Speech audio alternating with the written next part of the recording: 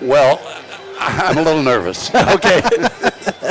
It's been 32 years. Yes, sir. I started out in the press box across the way in 1961. Okay, first game, Roger Byrd and company were playing. Wow. Oh, wow. And so Red Hound broadcast for 30 years, so I quit in 1991. So let's go back, and it's been a while. You've called several state championship games then. Fortunately, yes, I called 3. Well, and actually, I called 4 because in 1962, we went to Stowefield in Lexington. Danville beat Corbin. Earlier that year, Corbin had beaten Danville 19-7. We go to the state championship game on a Friday afternoon back then, and they beat us 13-7. But prior to that game, Corbin had beaten Highlands. Wow, yeah. Highlands had won 55 straight games. They were the defending state champions, and Corbin was on such a high that it was a great letdown. That's awesome. Right. Yeah. Wow. To the business at hand right now, we're the game across the state in the state of Kentucky. This game is televised tonight. You have no business watching that on TV. You need to watch us on T1073.com, T1073.com. Click on Red Hound Sports and pay the $5 entry fee. It is well worth the price of admission for the football action we have tonight. We have number 1 in Class 6A, Frederick Douglass, versus number 1 in Class 4A, Corbin, taking battle here on the field tonight. We're going to cut away for a quick commercial break, give some corporate sponsor time. When we go back, we'll look at these two teams on the stat sheet. We'll look back at 100 years of Red Hound football, give you keys to victory, and much, much more. We'll be back in 3 minutes. You're listening to Red Hound Football on T107. Ever heard the phrase big enough to serve you, small enough to know you? It's true at Hometown Bank. From the easy-to-use mobile app to online banking and even bill pay, Hometown Bank has everything you need to make banking easier. Whether you need to make a mobile deposit or would rather stop in and see a friendly, smiling face in person, Hometown Bank is here and ready to help. Stop in and find out how easy working with a Hometown Bank can be. Visit the Hometown Bank nearest you. Member FDIC, Equal Housing Lender. Owens Auto Parts has been serving you for more than half a century. Owens offers a full line of truck and auto parts along with custom-made hydraulic hoses, weather guard toolboxes, Sherman-Williams auto paint, utility beds, auto repair for cars, trucks, and RVs, along with quality top brand tires and batteries. Owens Auto Repair, keeping you safe with quality parts and service since 1954. Located just down from Corbin High School on Cumberland Falls Highway. Go Red Hounds! Have you heard about downtown Corbin's newest event venue? The Pennington is a 2-story building that was built in the late 1930s and will add that old world charm and class to any special event. The Pennington offers 2 distinct event spaces. The studio is a classy and elegant 2,200 square feet that offers great photo opportunities and has its own serving kitchen. Just imagine what you want your special event to be and make it so with the Pennington, located at 500 South Main Street in Corbin. You know Mountain Dew is like no other soft drink on earth. That's because Mountain Dew is the boldest soft drink the world has ever seen.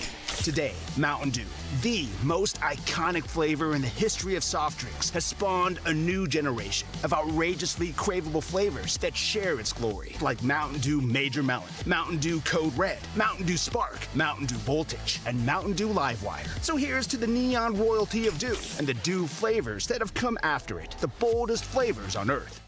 Hey, this is Sammy from Sammy's Furniture, and if you wake up every morning on the 20-yard line and feel like you can't make it to the end zone, that's because you're not sleeping on a mattress from Sammy's Furniture and Mattress. Guys, we got over 62 floor model mattresses, and they're in stock and ready to be taken home today. We'll help you find a mattress that won't break your back or your budget. We've got discounts when you pick it up, and 12 months same as cash financing if you need it, folks. At Sammy's Furniture and Mattress, we're open 7 days a week from 10 to 6. On Sundays from 12 to 5, you can score a touchdown with a mattress from Sammy's Furniture and Mattress. Come see us today. Honda, Polaris, Kawasaki, Yamaha, and CF Moto. Brands you can depend on just like the Hart family and Tri-County Cycle Sales. Since 1968, Tri-County Cycle Sales has been supplying southeastern Kentucky and parts of Tennessee with quality ATVs, side-by-sides, and motorcycles. But most importantly, service after the sale. Whether it's for work or play, your next off-road adventure starts at Tri-County Cycle Sales, located at 8775 U.S. Highway 25 in Corbin, across from Kentucky Outdoorsman. Phone 606-528-4792. Count you down to kickoff here at Campbell Field. Reopened, revigorated, open for business. Campbell Field, 100 years of Red Hound football, and opening this brand new Crescent Stadium with packed end-zone to end-zone action. Corbin taking on Frederick Douglass tonight for the King of the Bluegrass. I'm Ronnie Bowling with Jeff Barnett, Jenny Marnett, and Don Estep joining us in the booth tonight for this broadcast. Don, so far looking over the sea of maroon, we're wearing the throwback jerseys. What do you think about this the group in red? That is tremendous. It's awesome. I'm so glad that they did that to honor the 100 years of football. And not only that, look at all the whiteout across the way. This is the most impressive crowd, most impressive setup I've ever seen in high school football. Yes. People were here tonight at 5:30. The stands at 5:30 were practically full across the way.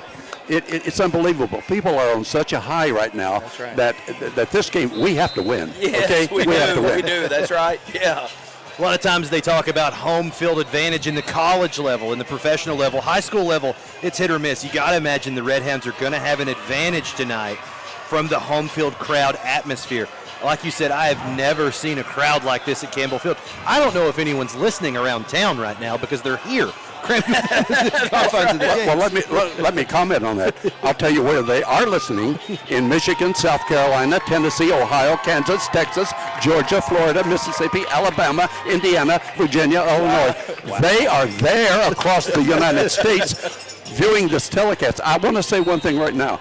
I want to thank Derek Eubanks for allowing me and asking me, giving me permission to be a part of this 100-year history. That's right. Thank you so much, Mr. Eubanks. This is so thrilling for me to come back. Of course, it's my last hurrah, you know that, but it's on an anniversary of 100 years. Unbelievable. Yeah. Unbelievable. So, speaking historically, when did Corbin make the transition from these maroon jerseys to the cardinal red they wear now? 1960. In 1959, we were maroon and white. Actually, let's go back to 1923. We were purple and gold. You'll see what I have on here. We were Railroaders. We were purple and gold, and we were called the Railroaders. In 1925, they changed the name to the Red Hounds, and we became maroon and white jerseys. Okay, in 1960, red and white. There you have it. See, I don't know the answers to this stuff. I don't either. You have to be old. These two teams on the gridiron tonight, of course, Frederick Douglass has been lighting high school football on fire for the last couple of years. If you don't know the story of Frederick Douglass, Fayette County opened up their admission standards across the school system, so anybody, any child that lives in Fayette County can go to any school in Fayette County. Right. Naturally, a lot of in the area of social media, travel ball, and camps, these kids play together, and seemingly all the stars have aligned on Frederick Douglass. They've been a dominant force in 6A ever since. Without a doubt, because here's what's happened. Frederick Douglass has not lost to another Lexington school since the beginning. So they gravitated over there, and they have a tremendous program. One thing they don't have is the fan support that Corbin has. That's right. And then there's stars on the field right now. You look out on the 50-yard line, the big dog, Vince Morrow, standing on the 50 looking at recruits on both sides of the field. My. There's Division I talent galore tonight on the field tonight. I think, Don, you're taking note of how many Frederick Douglass has. Domenico Kennedy is his name. He's 6'3", 270 pounds. He's going to Purdue. Zuri Madison, 6'5", 277 pounds. He's going to Arkansas. Jeremiah Lowe, he's going to Michigan. Hopefully our Smith boys aren't. But we have two already committed to Michigan. And then Taron Hicks, he's going to Northwestern. These are Division I players that are on this field tonight. On the Corbin side, of course, everybody knows if you're listening to this broadcast, you've heard the tale of Jacob and Gerard Smith, the bookend edge rusher / outside linebacker combination. Transferred this year from Connecticut. They have been a force to be reckoned with. They are 1-2 in tackles on this team. Gerard's averaging 2 sacks a game at that defensive end spot. So that's 5 committed Division I athletes on the field. That's not something you see a whole lot in Kentucky high school football. That's a Florida, Georgia, Texas kind of number. So really, not only do we have the decorum, not only do we have all of this chivalry and all of this celebration, we also have a lot of entertainment in front of us tonight. We should have a heck of a football game on our hands. We have a worry in that they have speed. Yes. Talbert is so fast. Yes. It's going to be a concern. I think Corbin, and the other concern is Frederick Douglass has seen this level of football this year already. They played Hobart out of Akron. They're number 39 in America right now. They played Louisville Trinity, who is the big daddy of them all in high school football in Kentucky. Beat Louisville Trinity. Played Tates Creek last week and blanked them, playing what I understand to be conservative vanilla football. They have athletes galore across the edge. This will be truly the first time Corbin has been tested on all 100 yards of green. As far as the level of talent is concerned, we have more talent on this field tonight than ever before. Don't you think? Yes, sir. Yes, sir. Yeah, the talent is unbelievable, and so I look for just an awesome game tonight. I mean, the speed is all over the field, the athletes are all over the field, and really, when it all comes together, just going to make a great night for football. I mean, I'm almost right here listening to you guys in awe of Corbin Red Hound football right here. And Cade Elam, I don't know that his recruitment's done yet. He's committed to the University of Louisville to play baseball right now. I don't know that he's done playing football when it's all said and done. He's a junior. I hope he's not. Probably the top quarterback in Class 4A right now, and he looks the part. Okay, I've been watching football here for 70 years, and I was asked the other day by some other Red Hounds. He and I agreed. We've seen a lot of good quarterbacks. Yes, we have. I believe in passing, Cade Elam is the best we've seen. I think so. Yes. I think so. And he's had some stiff competition down the stretch. Chase Estep was an amazing quarterback. Of course, he plays for the Mets now. Of course, we know he's a great athlete. Yeah. I think Cade might edge him on pure pocket passing. Chase was so exciting and made his own plays. But, yeah, I don't know that Corbin's ever had a better gunslinger quarterback than Cade Elam. What an arm this kid has. Yeah. And, of course, it's great that he has that baseball to lean on right now. But football can't be out of the picture. I don't think so. I don't think so. He's 6'2". If he's brought up 3 more inches, there'd be Division I schools drooling over him because he's got the huge arm. But nonetheless, we'll look at these teams on the stat sheet. We'll revisit more Red Hound history as we count you down to kickoff right now. 7:40. Game's supposed to kick off between 8 and 8:10. We have a lot of festivities here, so that might be a fluctuating number, folks. We'll be back in 3 minutes. You're listening to Red Hound Football on T107. Ever heard the phrase big enough to serve you, small enough to know you? It's true at Hometown Bank. From the easy-to-use mobile app to online banking and even bill pay, Hometown Bank has everything you need to make banking easier. Whether you need to make a mobile deposit or would rather stop in and see a friendly, smiling face in person, Hometown Bank is here and ready to help. Stop in and find out how easy working with a Hometown Bank can be. Visit the Hometown Bank nearest you. Member FDIC, Equal Housing Lender.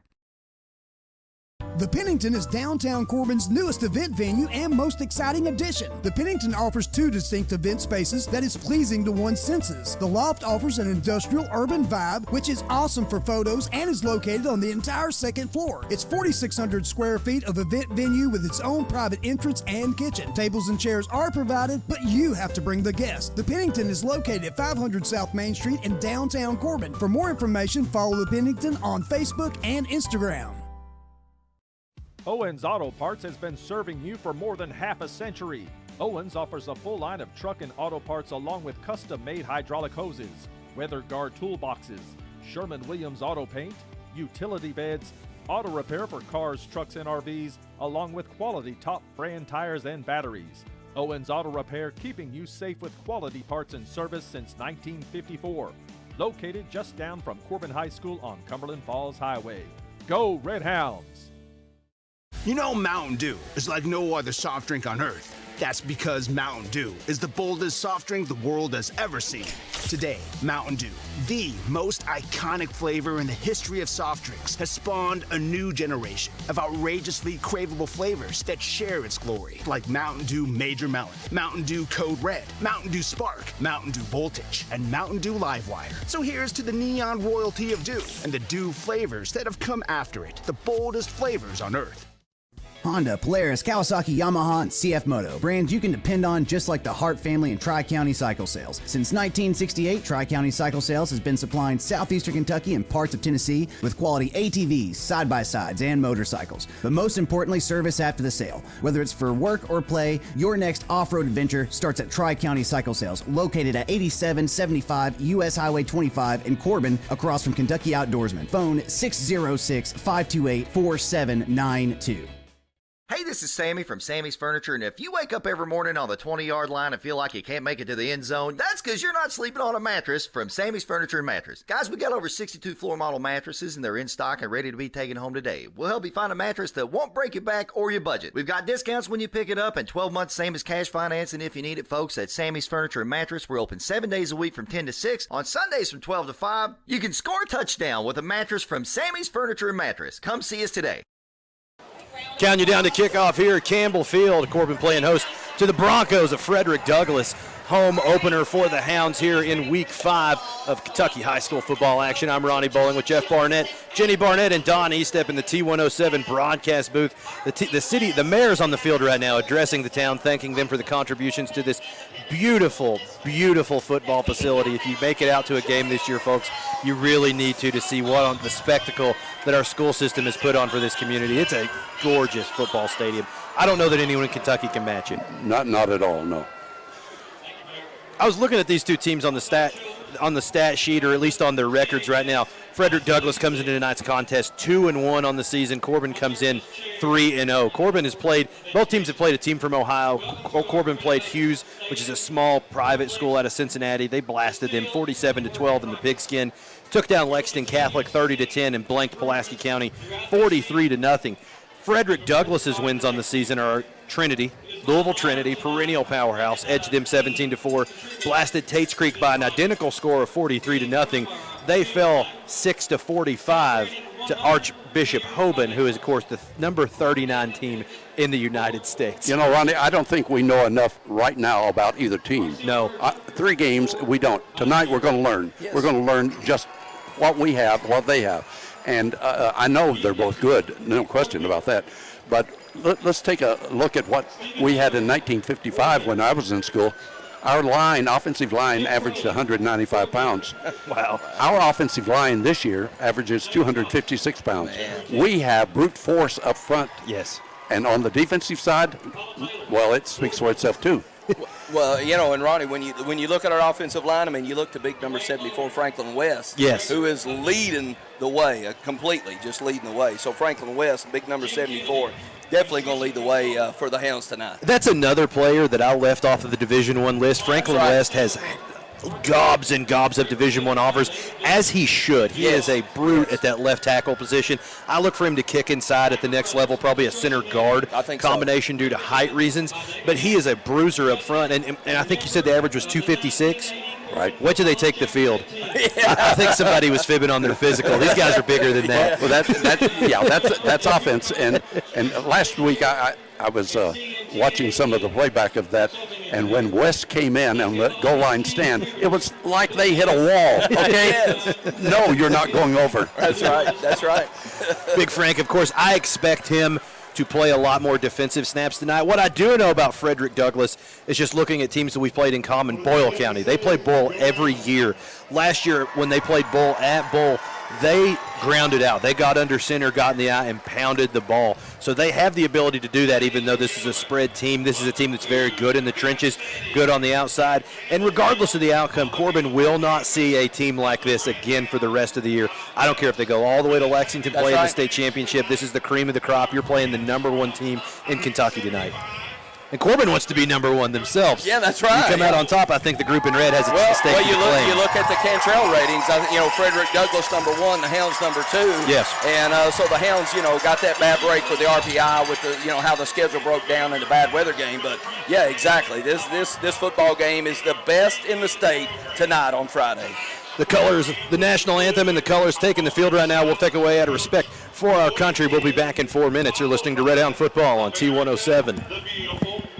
Ever heard the phrase big enough to serve you, small enough to know you? It's true at Hometown Bank. From the easy-to-use mobile app to online banking and even bill pay, Hometown Bank has everything you need to make banking easier. Whether you need to make a mobile deposit or would rather stop in and see a friendly, smiling face in person, Hometown Bank is here and ready to help. Stop in and find out how easy working with a Hometown Bank can be. Visit the Hometown Bank nearest you. Member FDIC, Equal Housing Lender. Owens Auto Parts has been serving you for more than half a century. Owens offers a full line of truck and auto parts along with custom-made hydraulic hoses, weather guard toolboxes, Sherman-Williams auto paint, utility beds, auto repair for cars, trucks, and RVs, along with quality top brand tires and batteries. Owens Auto Repair, keeping you safe with quality parts and service since 1954. Located just down from Corbin High School on Cumberland Falls Highway. Go Red Hounds! You know Mountain Dew is like no other soft drink on earth. That's because Mountain Dew is the boldest soft drink the world has ever seen. Today, Mountain Dew, the most iconic flavor in the history of soft drinks, has spawned a new generation of outrageously craveable flavors that share its glory, like Mountain Dew Major Melon, Mountain Dew Code Red, Mountain Dew Spark, Mountain Dew Voltage, and Mountain Dew Livewire. So here's to the neon royalty of Dew and the Dew flavors that have come after it, the boldest flavors on earth. Hey, this is Sammy from Sammy's Furniture, and if you wake up every morning on the 20-yard line and feel like you can't make it to the end zone, that's because you're not sleeping on a mattress from Sammy's Furniture and Mattress. Guys, we got over 62 floor model mattresses, and they're in stock and ready to be taken home today. We'll help you find a mattress that won't break your back or your budget. We've got discounts when you pick it up, and 12 months same as cash financing if you need it, folks. At Sammy's Furniture and Mattress, we're open 7 days a week from 10 to 6, on Sundays from 12 to 5. You can score a touchdown with a mattress from Sammy's Furniture and Mattress. Come see us today. Honda, Polaris, Kawasaki, Yamaha, and CF Moto. Brands you can depend on just like the Hart family and Tri-County Cycle Sales. Since 1968, Tri-County Cycle Sales has been supplying southeastern Kentucky and parts of Tennessee with quality ATVs, side-by-sides, and motorcycles. But most importantly, service after the sale. Whether it's for work or play, your next off-road adventure starts at Tri-County Cycle Sales, located at 8775 U.S. Highway 25 in Corbin, across from Kentucky Outdoorsman. Phone 606-528-4792. You know Mountain Dew is like no other soft drink on earth. That's because Mountain Dew is the boldest soft drink the world has ever seen. Today, Mountain Dew, the most iconic flavor in the history of soft drinks, has spawned a new generation of outrageously craveable flavors that share its glory, like Mountain Dew Major Melon, Mountain Dew Code Red, Mountain Dew Spark, Mountain Dew Voltage, and Mountain Dew Livewire. So here's to the neon royalty of Dew and the Dew flavors that have come after it, the boldest flavors on earth.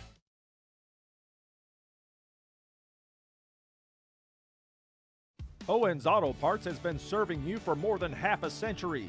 Owens offers a full line of truck and auto parts along with custom-made hydraulic hoses, weather guard toolboxes, Sherman-Williams auto paint, utility beds, auto repair for cars, trucks, and RVs, along with quality top brand tires and batteries. Owens Auto Repair, keeping you safe with quality parts and service since 1954.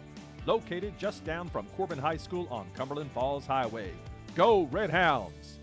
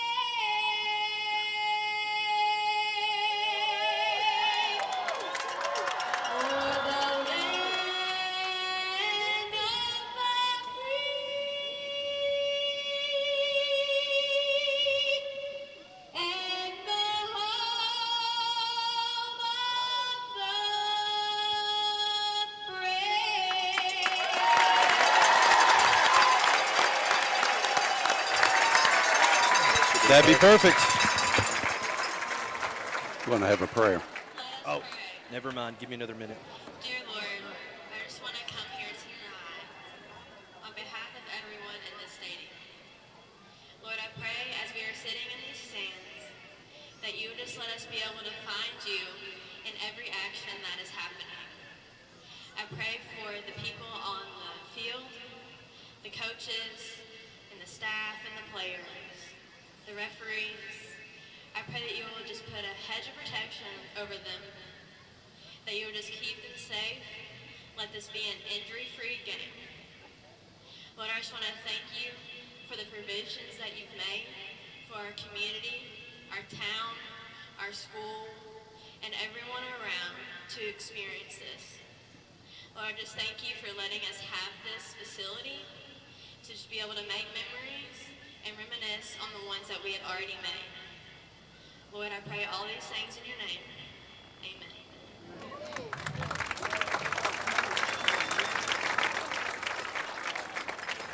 Perfect.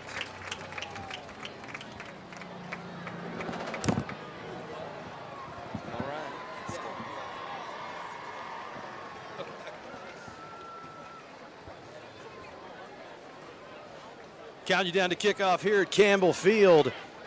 I don't have the exact tabulation of when we're going to kick off. I think we're going to play football here in about 15 minutes. Lots of ceremonies on hand as they unveil the newly renovated Campbell Field. I'm Ronnie Bowling with Jeff Barnett, Jenny Barnett, and Don Estep joining us in the booth tonight for the 100-year anniversary. Corbin set to take on the Broncos of Frederick Douglass here at about 10 after 8 on your radio dial. I looked at these two teams on the stat sheet so far. It looks like, of course, we know what Corbin likes to do. They've been very balanced with the football. Cade Elam's had a big year so far, 745 yards passing, 8 TDs to 1 interception. Looking across the way at Frederick Douglass through the air, 20 of 49, not as many attempts, only 284 yards and 2 touchdowns on the year. So what can you glean from that, if anything, on a stat sheet?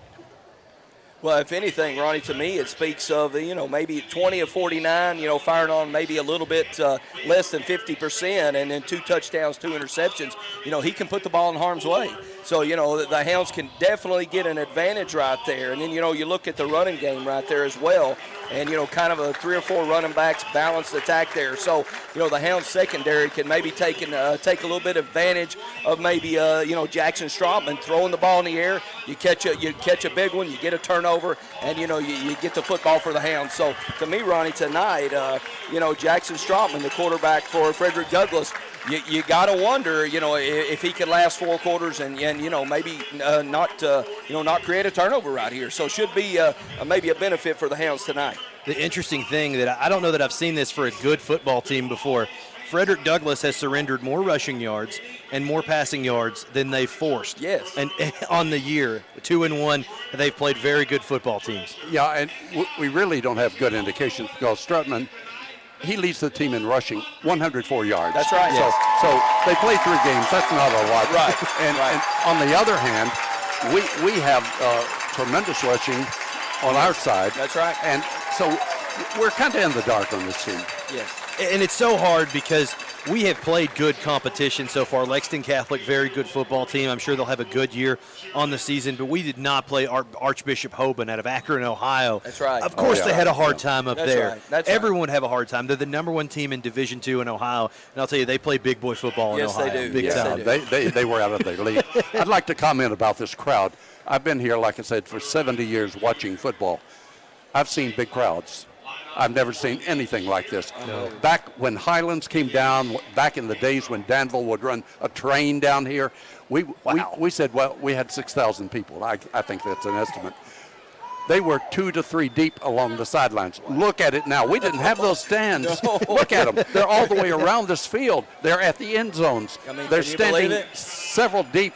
The stands are completely filled everywhere. Biggest crowd ever in the history of Corbin football. I would love to get a head count, and maybe we can. I'll make some text during commercial breaks to see if we can get a ticket sale Somewhere head count. close. Yeah, but this is, somewhere I mean, close. if you look across the way, we of course sit on the away side. I don't know if anybody knows that at home. We're looking at the Corbin sideline. There's not another space to put another human being. Not People another are inch. sitting Not in the another aisles. And down where the old concession stand was, now there's a newly renovated area with wow. ramps. The ramps are lined with people 2 to 3 deep. The end zone has seating. They're all full. There are people 2 to 3 deep behind them on the Frederick Douglass side. It's all the way around, and now the track goes all the way around the field. They're 2 to 3 deep. So I don't know the official tabulation of how many people we have tonight, but there is a lot of people excited about tonight's football game. We have been fever pitched for several weeks, not days, weeks. That's right. And the people are, well, go to Facebook, for instance. Yes. That's all you see, something about Red Hounds, Yes. Red Hounds, Red That's Hounds. This is the biggest game, I think, in the history of Corbin football. Wow. It's got to Okay. be. That's a statement. It's got to be. Yeah, it's got to be. I mean, just the hype, like you said, the build-up. I mean, the people, the town, the mayor, the superintendent. Just an unbelievable atmosphere for Corbin Red Hound football. 100 years. I mean, again, just unbelievable. Unbelievable. And let's remind those that may be here with radios. Yes. this complex right now is just 2/3 finished. Wow. Okay, 2/3. Wow. Wait until it's finished. It's going to be so awesome. Let's do this again next year. Yes, sir. Yes, sir. And thanking you tonight for tonight's broadcast, our corporate sponsors, Sammy's Furniture, Pepsi Bottling of Corbin, Hometown Bank, Owens Auto Repair, Tri-County Cycle Sales, Kentucky Outdoorsman, and Pennington Wellness Chiropractic and Massage. These folks give you Red Hound football tonight and on our website, T1073, tonight and all season long. Hopefully we're with you into the late weeks of December in Lexington. That is, of course, the goal, and it starts here tonight. The teams are on the field right now for the coin toss. We're about to give you the results of that, but JB, do you have keys to victory tonight for the Red Hounds to come away with a win over this Bronco team? JB, keys to the game as always. Of course, number one, offense. Hounds need to control the pace of play and own the time of possession with the Hounds' balanced offense attack. Number two, defense. Hounds need to make Frederick Douglass earn it. We always talk about it. Limit big plays down the field and play bend but don't break defense to perfection. Number three, Hounds have to play smart football, especially in big games like tonight, the biggest game ever in 100 years. Limit penalties and no turnovers. And then finally, number four, JB Keys, play like Red Hounds, celebrating 100 years of Red Hound football tonight. Remember who played before you. Remember this football night. Go win this football game for the Red Hounds. You may hear it. There's fireworks in the end zone. Wow. The lights have been turned off. And we're waiting now. The football team is going to be escorted by former Red Hound football players. I'm fired up. They've come from Texas, Florida. They come from everywhere to be at this game tonight. It's unbelievable. I'm fired up. I've never seen Let's quite go a Red. spectacle. Oh, my. Frederick Douglass did win the coin toss. They deferred to the second half. So Corbin elected to receive the football to start tonight's contest. Frederick Douglass breaking through their spirit line, and we're waiting on the big red machine to break through. This is a gigantic spirit line. And then, like you said, we had the players past walk. They escorted Corbin into the stadium. They were stretching from Rotary Park all the way to the game. Yes, yes. I hope we can get them in here. That's right. Okay, I may be corrected on this, but is this the first streaming game that we've ever had? Or No, not? we've done streaming for 2 years. Oh, we have? We have at home games only. Oh, okay. And this, but I think we've got it down to kind of like a perfected art now. Okay. At first, it was a little touch and go because we were using a wireless signal. Right. So sometimes streaming was a loose word. Last year was hardwired, and then this year, I think we're good to go for the whole season. Very good. I've been at the game, so I did not know. Okay. Okay, the lights are back on. We're just about ready for the kickoff from Campbell Field in Corbin. By the way, it was named Campbell Field in 1940. Another bit of history of Corbin football. Keep bringing it. Keep bringing it. Okay. You're not going to get it, folks, at home when it's just me. So you soak it up while you can. Well, we did a magazine. I did a lot of research for this. And we started out as the Corbin Railroaders. Purple and gold were the colors. And then in 1925, we went to the maroon and white, and then Red Hounds. The real Corbin football started in 1929. Nick Dennis came to Corbin and won 55 while losing 15 in 7 years here, Ronnie. Used to be Dennis Stadium. I think it's now christened Red Hound Stadium. Is that correct? Oh, it's still Dennis Stadium. It's still Dennis Stadium. Yes, and plaques are over there. And at halftime, on the telecast, there will be a presentation, and the people here will also see a presentation of the 100-year history of football. Awesome. You may have to bail me out here, so stand by, guys. Okay, I'm short of breath, and we're ready to go. As he said, Douglass will be kicking off to Corbin as they have two deep.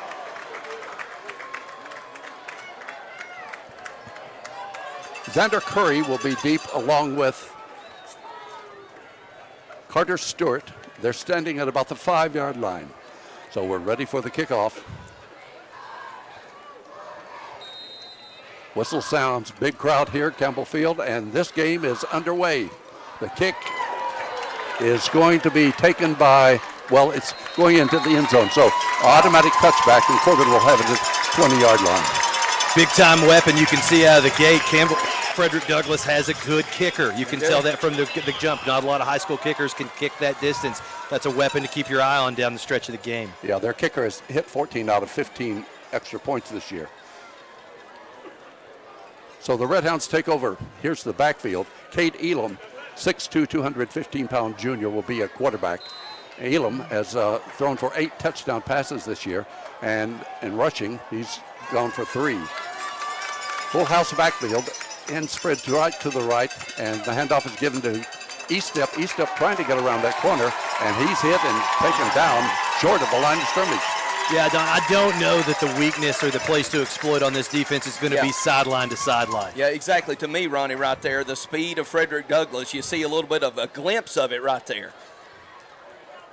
So he loses 4 yards back to the 16-yard line. Corbin will have it second down, 14 to go for the first down. Wide out to the right side is Curry. In the slot is Stewart. Elam back to throw. He's throwing long downfield for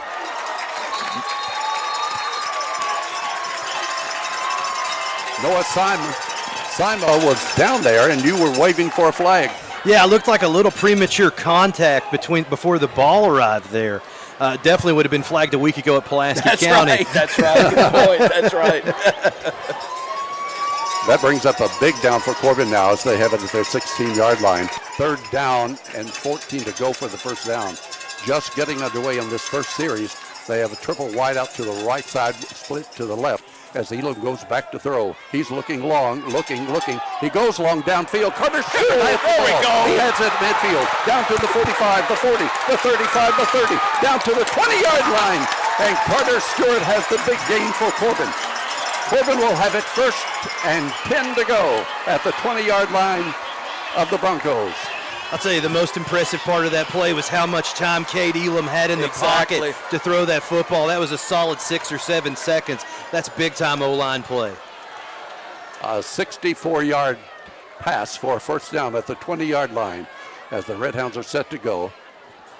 Once again, wide to the right side will be Carter Stewart. In the slot is Eli Petrosky. And 2 backs sit to the left side.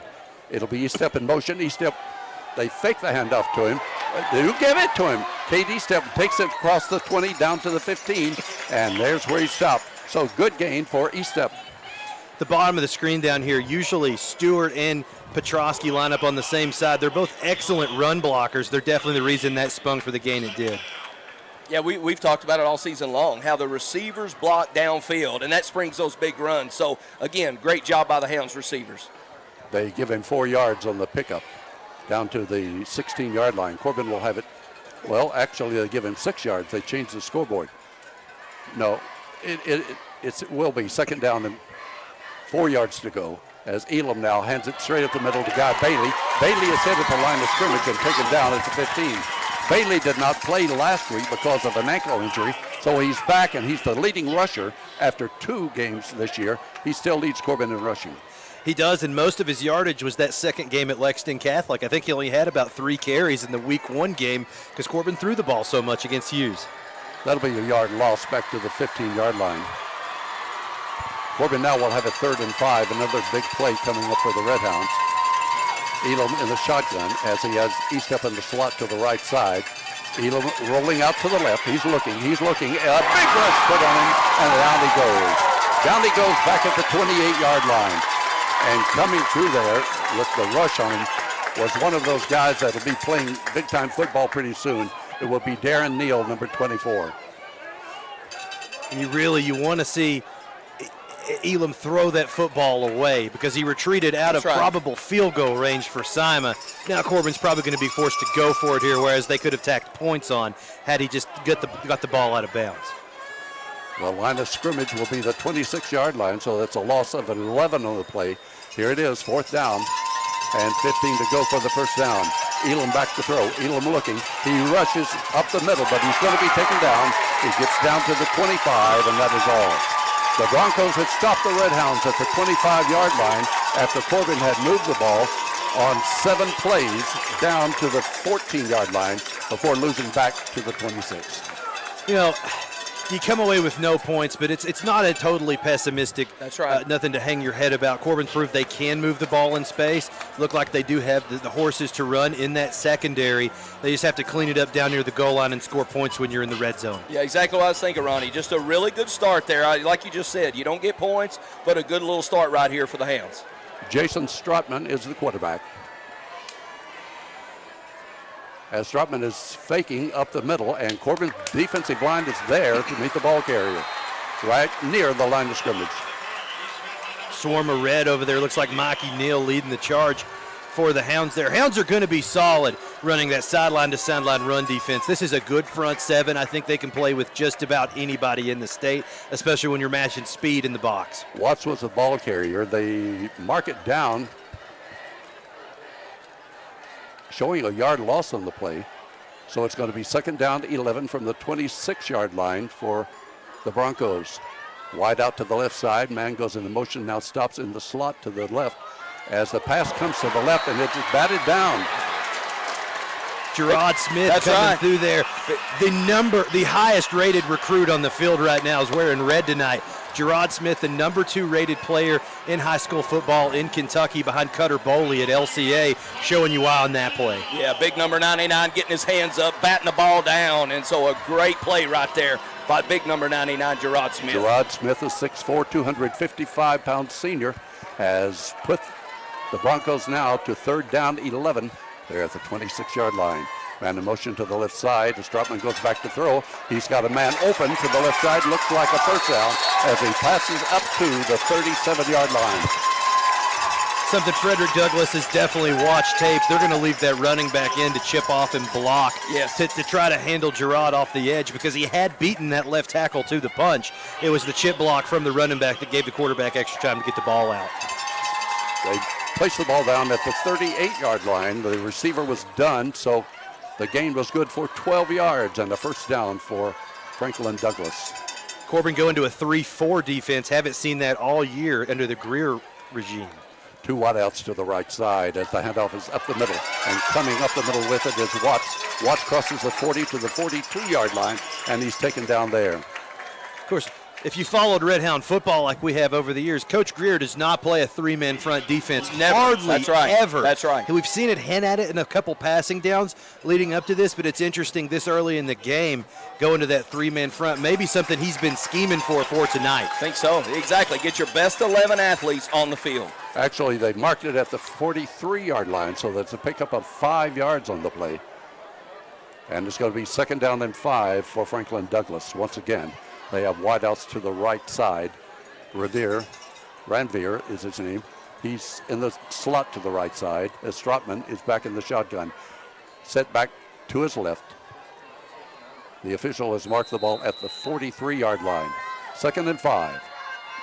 Strotman back to pass once again. He's throwing long, but once again, the big Smith, Gerald Smith knocks it down. Goodness. And he runs toward the end zone. Are they going to call it a pass block or a fumble? Oh, my goodness. What a call early in this game. Gerard Smith moves over to that left side, rushing the quarterback's 4 side, hits the ball. I think that's a fumble. It doesn't look like the ball was going forward. That should have been, and Gerard had picked the ball up. Yes. I think that should have been let him play in a defensive touchdown. Wow, what a defensive play. He's as good as advertised. Well, we have a lot of college coaches here tonight That's right. doing things like that, and that is as impressive as you'll ever see. That brings it 3rd down. 5 yards to go now. The ball is at the 43-yard line. Once again, same formation. Wideouts to the right side. Whistle stops play, and a timeout is going to be called by Franklin Douglass. Timeout on the field. We'll take a quick one as well. 7:38 remaining in your first quarter. Play zeros on the scoreboard. We'll be back in 60 seconds. You're listening to Red Hound Football on T107. From the woods to the streams, your next outdoor adventure starts at Southeastern Kentucky's hunting and fishing headquarters, Kentucky Outdoorsman. From firearms for personal protection or hunting, fishing supplies to catch that bluegill or smallmouth bass, and archery equipment for deer hunting or just target practice, Kentucky Outdoorsman has you covered. Gear up with national brands and expert advice about products and services from your friends and neighbors at Kentucky Outdoorsman. Located at 8833 South Highway 25 in Corbin, Kentucky, across from Tri-County Cycle Sales. Ever heard the phrase big enough to serve you, small enough to know you? It's true at Hometown Bank. From the easy-to-use mobile app to online banking and even bill pay, Hometown Bank has everything you need to make banking easier. Whether you need to make a mobile deposit or would rather stop in and see a friendly, smiling face in person, Hometown Bank is here and ready to help. Stop in and find out how easy working with a Hometown Bank can be. Visit the Hometown Bank nearest you. Member FDIC, Equal Housing Lender. 7:38 remaining in your first quarter of play here at Campbell Field. I'll kick it over to Don Estep with the call on third down here. Third down, 5 to go. Ball at the 43-yard line.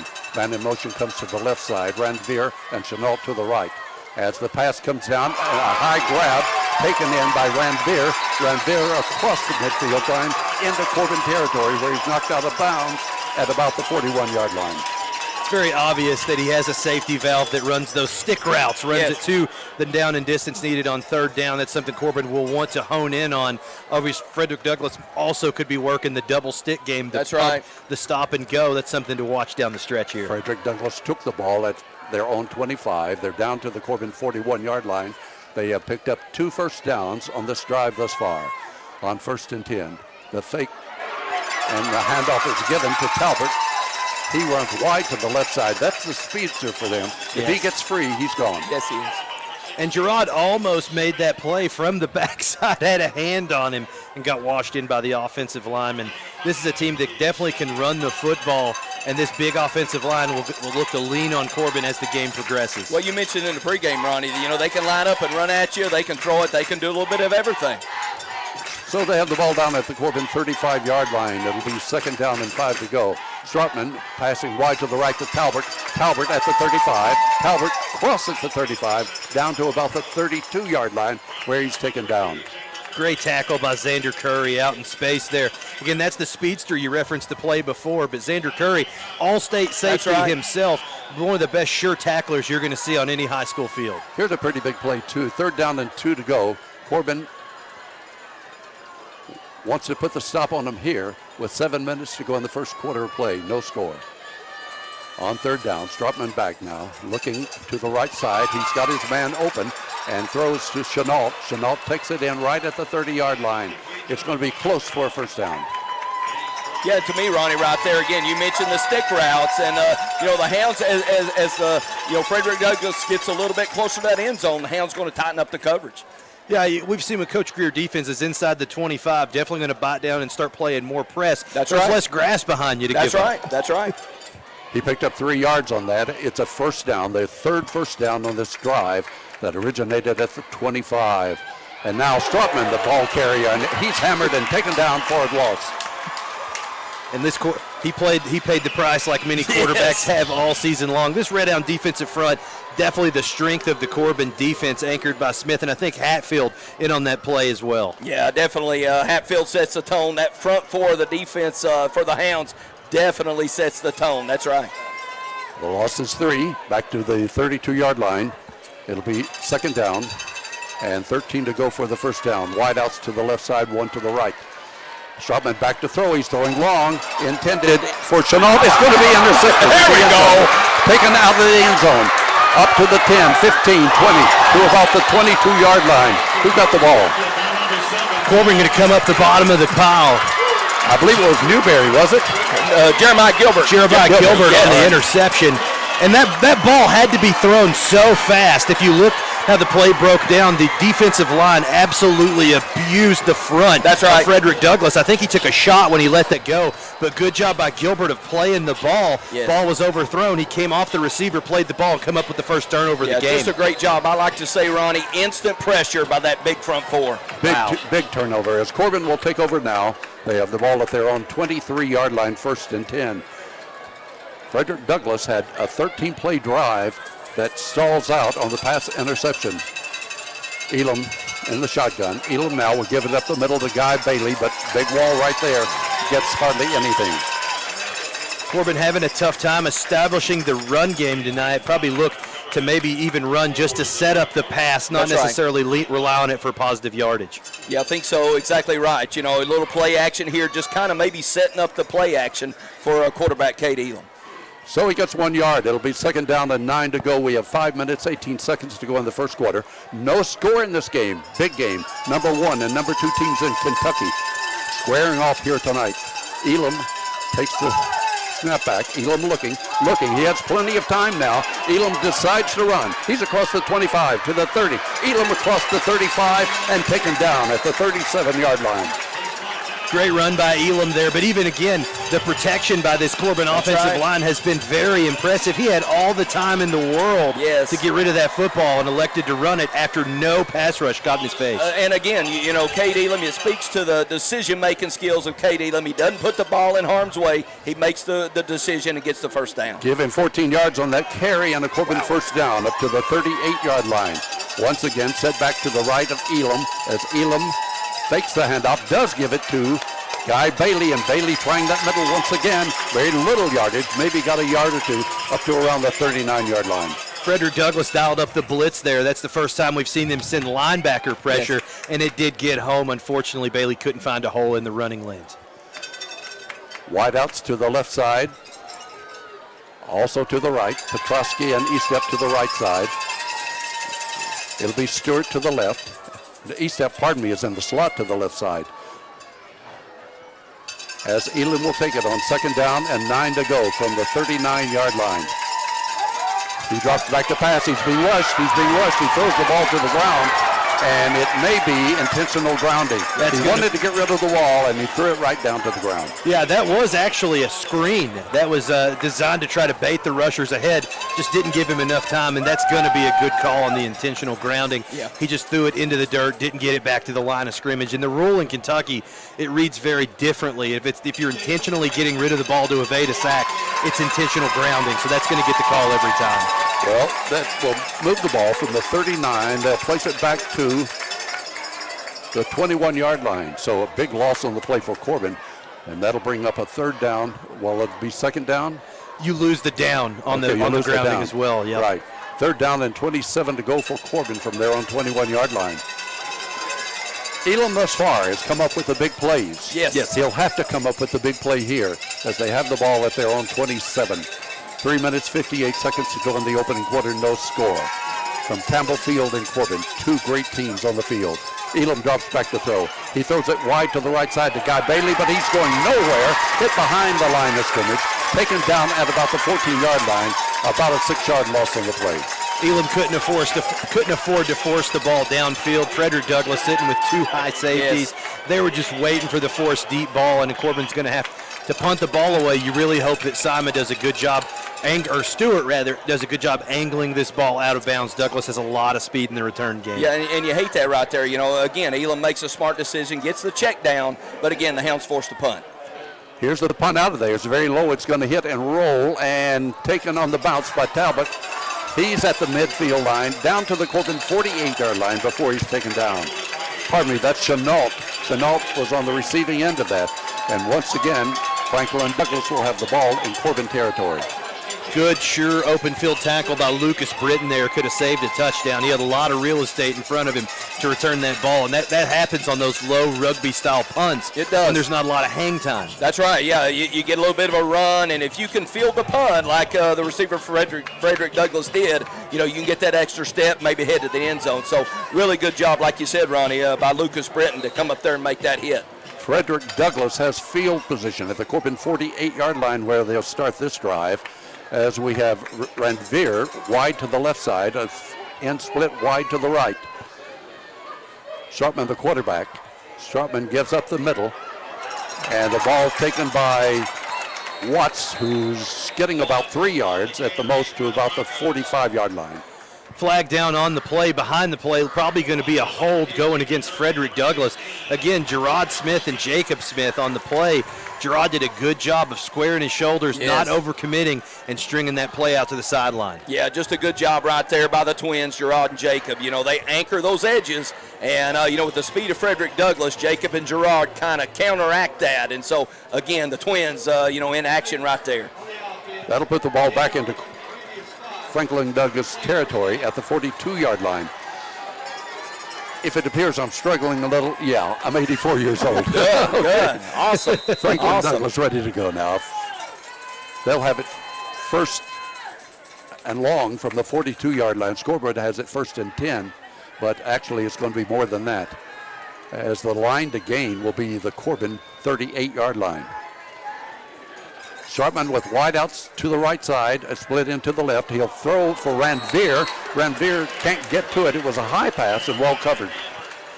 Gilbert did a good job in coverage there. Already has an interception on the night. Looks like he's starting to find the timing that Frederick Douglass is operating with. You just got to watch that they don't do the little pump fake and go over top. Yeah, exactly. Gilbert getting a little nosy right there up close, but that's a good thing with the stick routes. But you're right, Ronnie. You just don't want to get that double move deep down the sideline. 2 minutes, 47 seconds to go in the first quarter. Second down, 20 to go for the Broncos. As Stropman goes back to pass. He's going long, looking at maybe intercepted. No, almost intercepted, however, as Corbin's Xander Curry got his hands on the ball, but just off his fingertips.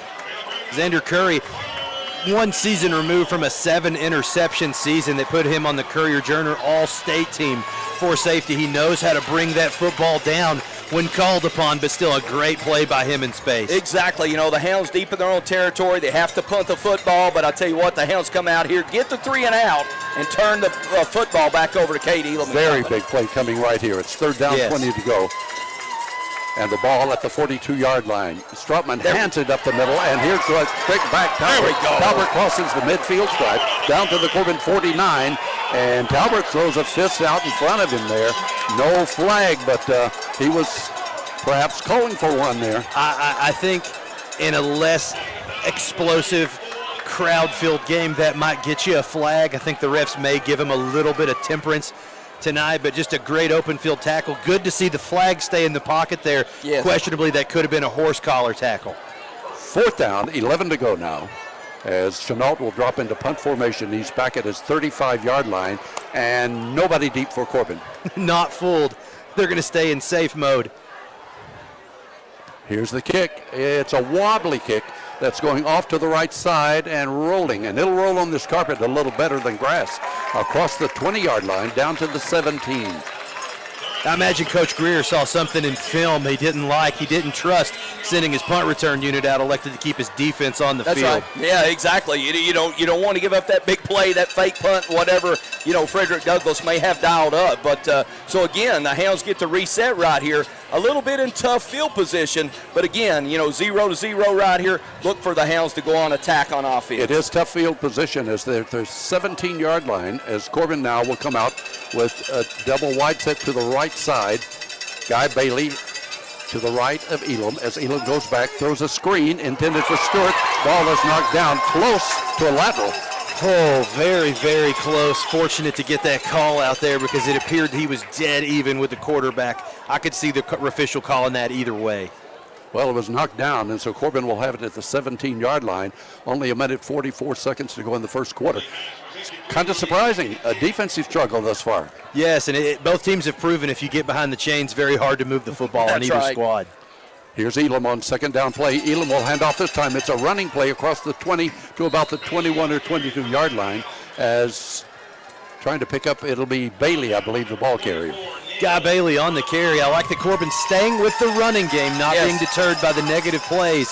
I think they like their offensive line's chances as the game progresses to remain physical and wear down this defense. Yeah, that game was good for 4 yards up to the 21-yard line. So Corbin now will have a third down and 6. Another big play coming up as Stewart is wide to the right side. Petrosky is in the slot to the right. Elam gets the snap back. Elam hands off up the middle, across the 21 to about the 24. Does not look like it's going to be enough for a first down. No, I think he's going to be shy and given the field position. If this were closer to the midfield stripe, you would see Coach Greer go for it. I imagine he's going to punt the football here. Well, they're lining up quickly at the 25. Will he go? Fourth down and 2.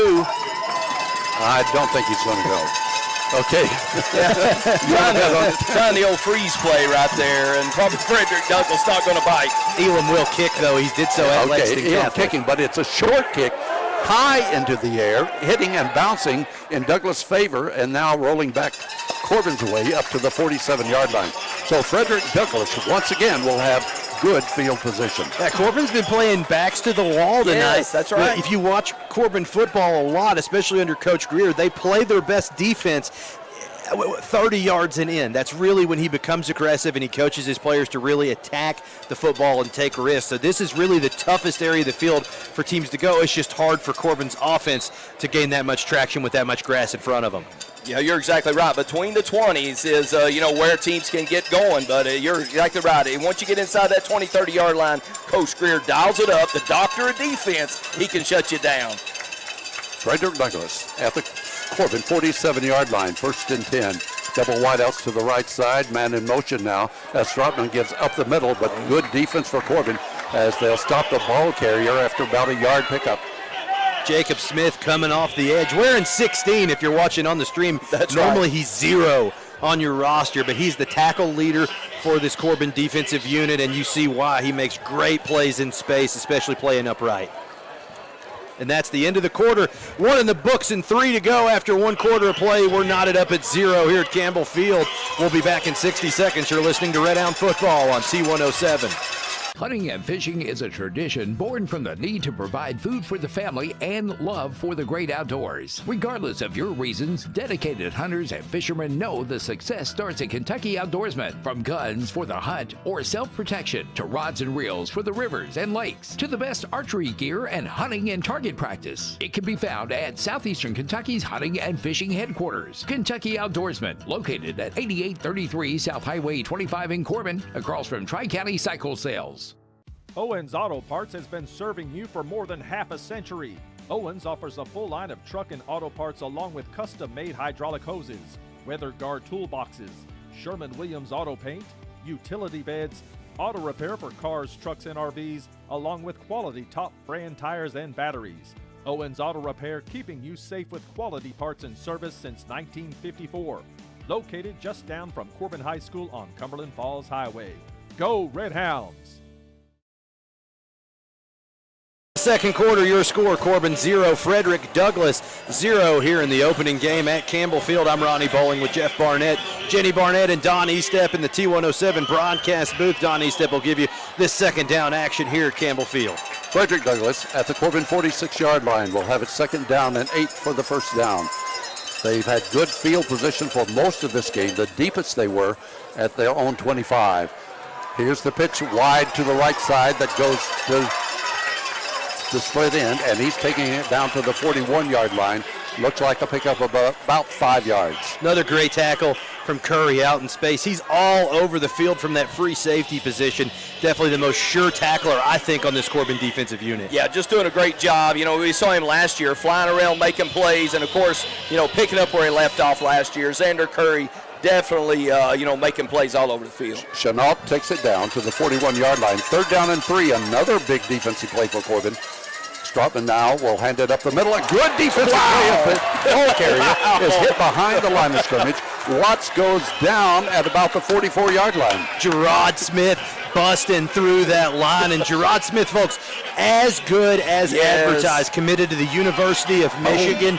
Deserves every offer he got. I know everybody listening on your radio dial hopes he wears blue one day. That's right. And if you watch him play, you understand why. Wow, what a defensive play. He's made a couple of 3 tonight that were just outstanding. Wow. Very, very unusual. You see that kind of ball in high school. That's right.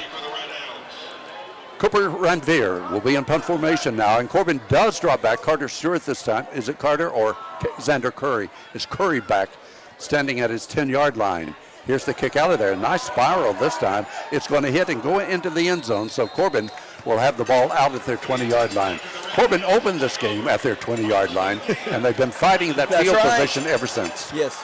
And, spare one big play. It's been tough sledding for the Corbin offensive unit tonight, but Corbin has had good offensive protection. I would look for Coach Elam to start taking some more shots downfield, especially in the middle of the defense. The offensive line has proven they can stand up to this pass rush and give Elam time to work. Well, yeah, Ronnie, I think so. Maybe look for the play action right here. Hound's been pounding it. Maybe look for the Hounds to take a shot downfield. Hunter Newberry wide to the left side, double wide to the right side. Corbin at the 20-yard line, 1st and 10. No score in this ball game. Handoff given to Guy Bailey. He's trying to swing wide to the right side. Not going to get anywhere. Down at the line of scrimmage at about the 20-yard line. One thing we've noticed, there's not a lot of running room on the perimeter of this Frederick Douglass defense. They like to run. Don't know how much gravity they can get out on these edges as they continue to test the speed of this Bronco D. Yeah, you just said it. Speaks to the speed of the Bronco defense. Once again, Newberry wide to the left side. Estep is in the slot. Guy Bailey set to the right side of Elam at quarterback. It'll be 2nd down and 10 from the 20-yard line. Elam back to throw. Elam looking. He'll throw a short pass and taken right at the line of scrimmage, and down goes Bailey. Really good play in space by Terrion Hicks. The corner starting on that boundary side for Frederick Douglass. He's committed to Northwestern University. Division I athlete. You can definitely see why. Great sure tackle in space. No score in the game. 9:35 to go in the first half. We played a scoreless first quarter, and now the same here in the second. As Corbin will have it 3rd down and 10 from their own 20-yard line. Estep in motion to the right side. And Elam throws to Estep. Estep at the 20, but he'll only get a couple of yards to about the 22-yard line, and down he goes there. Tough sledding. Was there a flag on the play? I see yellow out there. Yes, I think so. It's near the spot of the tackle, so you hope it's some sort of face mask. Yeah, if not, we're going to be a 4th down and 8. That's right. Yeah. That's right. Again, the Hounds fighting the field position battle right here. No indication thus far as to what it will be.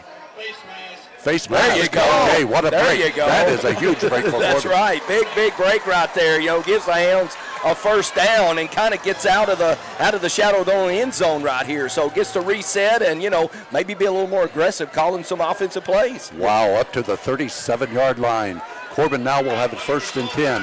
9:15 to go in the first half. No score. As the Red Hounds once again will have the double wides to the left side. Guy Bailey to the left of Elam as Elam throws to the left side. He's got Stewart at the 40. Stewart up to the 45. Stewart fights his way to the 49. Great reception by Stewart. Great blocking out here on the perimeter. I missed the number 11, Zach Reynolds. Yeah. Checking in the slot. Got a great block that sprung that screenplay. Yeah, Hounds doing a good job blocking downfield, and we see it right there. That was good for 12 yards of Corbin 1st down. So Corbin now getting some field position as they have it at their own 49-yard line. Once again, double wide to the right side. Estep is in the slot. Elam sits back along with Bailey. He fakes to Bailey. He keeps the ball, gets right at midfield into Bronco territory, down to the 48 or 49-yard line. Let's see where they spot it. Good decision by Elam there on the read option play. Had the decision either to hand that ball off or keep it himself. The defensive end crashed down on the running back, made the smart choice to pull it, got a couple yards on it. He got 2. So it'll be 2nd down and 8 to go. And Corbin now is in Bronco territory as they have the wideouts again to the right side. Split to the left side is Stewart. Elam back to throw. Elam looking. It'll throw long. Stewart is open, but he can't get to it. Oh, my goodness. An opportunity right there. However, Elam was really rushed from the plate. Yes, he was.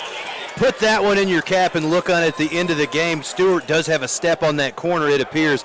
Elam just had to get rid of the ball prematurely, like you said. If not, he probably could have stood in down the barrel and delivered a good ball. Yeah, I think so. The accuracy of Elam, 9 times out of 10, he hits that route. But unfortunately, like you said, the pressure rushed the throw and forced incompletion. That'll make it 3rd down and 8 to go for Corbin. They're at the 49 of Franklin Douglas.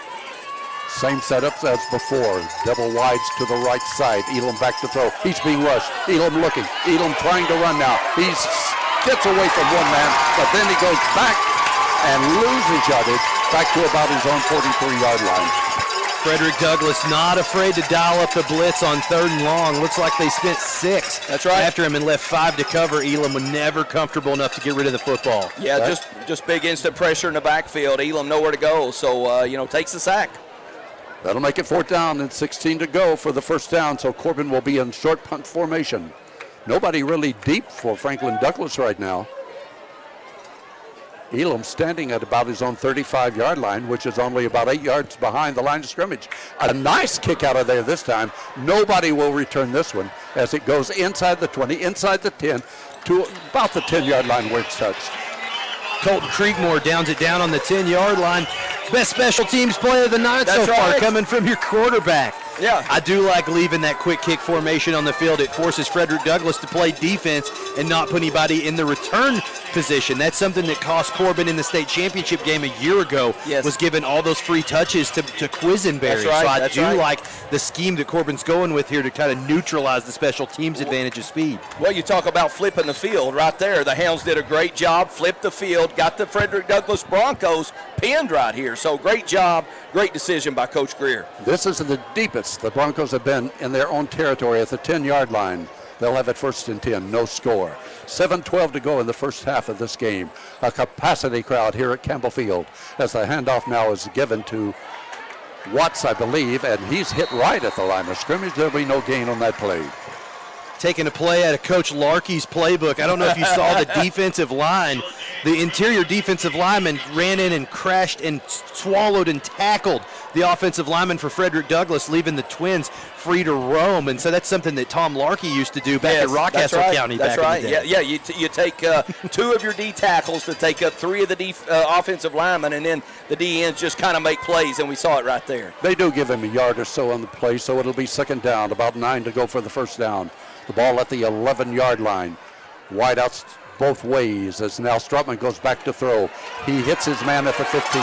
He's up to the 20, up to about the 24-yard line. Pass play is good for a Franklin Douglass first down. Well, Frederick Douglass does one thing really increasingly well, and that's throw the ball short and quick. The timing is impeccable. They've really had a lot of success working those quick routes and those out routes. That's right. And when you do that, when you have a football team like the Broncos that do that, Ronnie, you've got to have guys that can come up and make really good, solid tackles in space. Ball at the 24-yard line. That was Talbert. Talbert has caught 5 this year for 107 yards. He's had 1 touchdown in that time. We have a timeout called, 6:11 to go in the first half. We'll be back in 30 seconds. You're listening to Red Hound Football on T107. The Pennington is downtown Corbin's newest event venue and most exciting addition. The Pennington offers 2 distinct event spaces that is pleasing to one's senses. The Loft offers an industrial urban vibe, which is awesome for photos and is located on the entire 2nd floor. It's 4,600 square feet of event venue with its own private entrance and kitchen. Tables and chairs are provided, but you have to bring the guests. The Pennington is located at 500 South Main Street in downtown Corbin. For more information, follow the Pennington on Facebook and Instagram. I'll be cautious. I get kicked off. Kicked off first time back. The FCC's gotten worse, 6:11 remaining in the first half of play. 0-0 your score here at Campbell Field. Corbin and Frederick Douglass knotted up scoreless. Don Estep with the call here on first down. It's first down at the 24-yard line. Jason Strotman, the quarterback. Set to his right side is Farrell Watts. He has a man in motion now that comes back and sets to his left. That's Talbert. Talbert gets the call. Talbert tries to get up the middle, but once again, it's Corbin coming very tough in the middle of the line.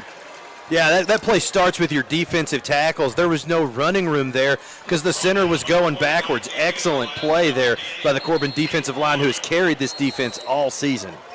Yeah, just good job by the Hounds front 4, closing in, coming off blocks, hitting the runner in the backfield. So you're right, Ronnie. Just great job by the Hounds front 4. Actually, he lost about a yard on that play. Wow. From the 23-yard line now. 2nd down, 11 for Franklin Douglass.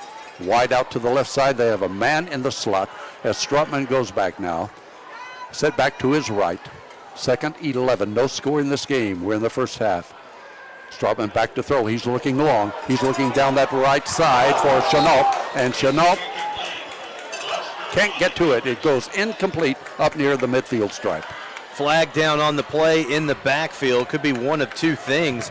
But that was the first double move. Yes. Double Frederick Douglass had tried tonight. That was the out and up. Joe West didn't bite on the play fake, luckily, and was there in good position.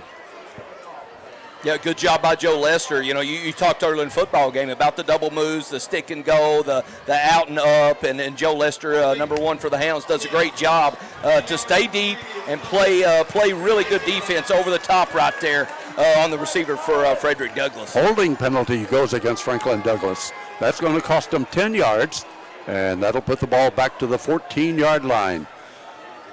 So Franklin Douglass now will have it 3rd down. The line to gain will be the 34-yard line. Here's a big third down play for Franklin Douglas. Strotman is back to throw. He's looking over the middle. He throws. It is complete to the 30-yard line. Grabbing it is Talbert, but Talbot will be short of the first down. First big decision for either head coach of the football game. Does he elect to go for it? And actually, I think this is third down because they repeated the second down on the penalty call. Yes. Yeah. Okay, well, the scoreboard, I was looking at the scoreboard. It had a third down. Well, this will be third down and another big play here. One big play after another. Third down and 4 to go as they have the ball at the 30-yard line after a 16-yard pass play. From the 30-yard line, Strotman now has his man in motion to the right side. He gets the call. And he hands it up the middle. Corbin's tough again defensively, right in the middle of the line. They'll stop him short of the line of scrimmage. Yeah, looking at these two teams going into tonight's game, I don't think a lot of people were worried about Corbin's front seven and their ability to contain the run in the tackle box. That has definitely reigned true. Corbin winning the line of scrimmage, I would say, on both sides of the football. Yeah, just doing a good job again. We talked about it a few minutes ago, Ronnie. You know, the front four really having its way for the Hounds up in there.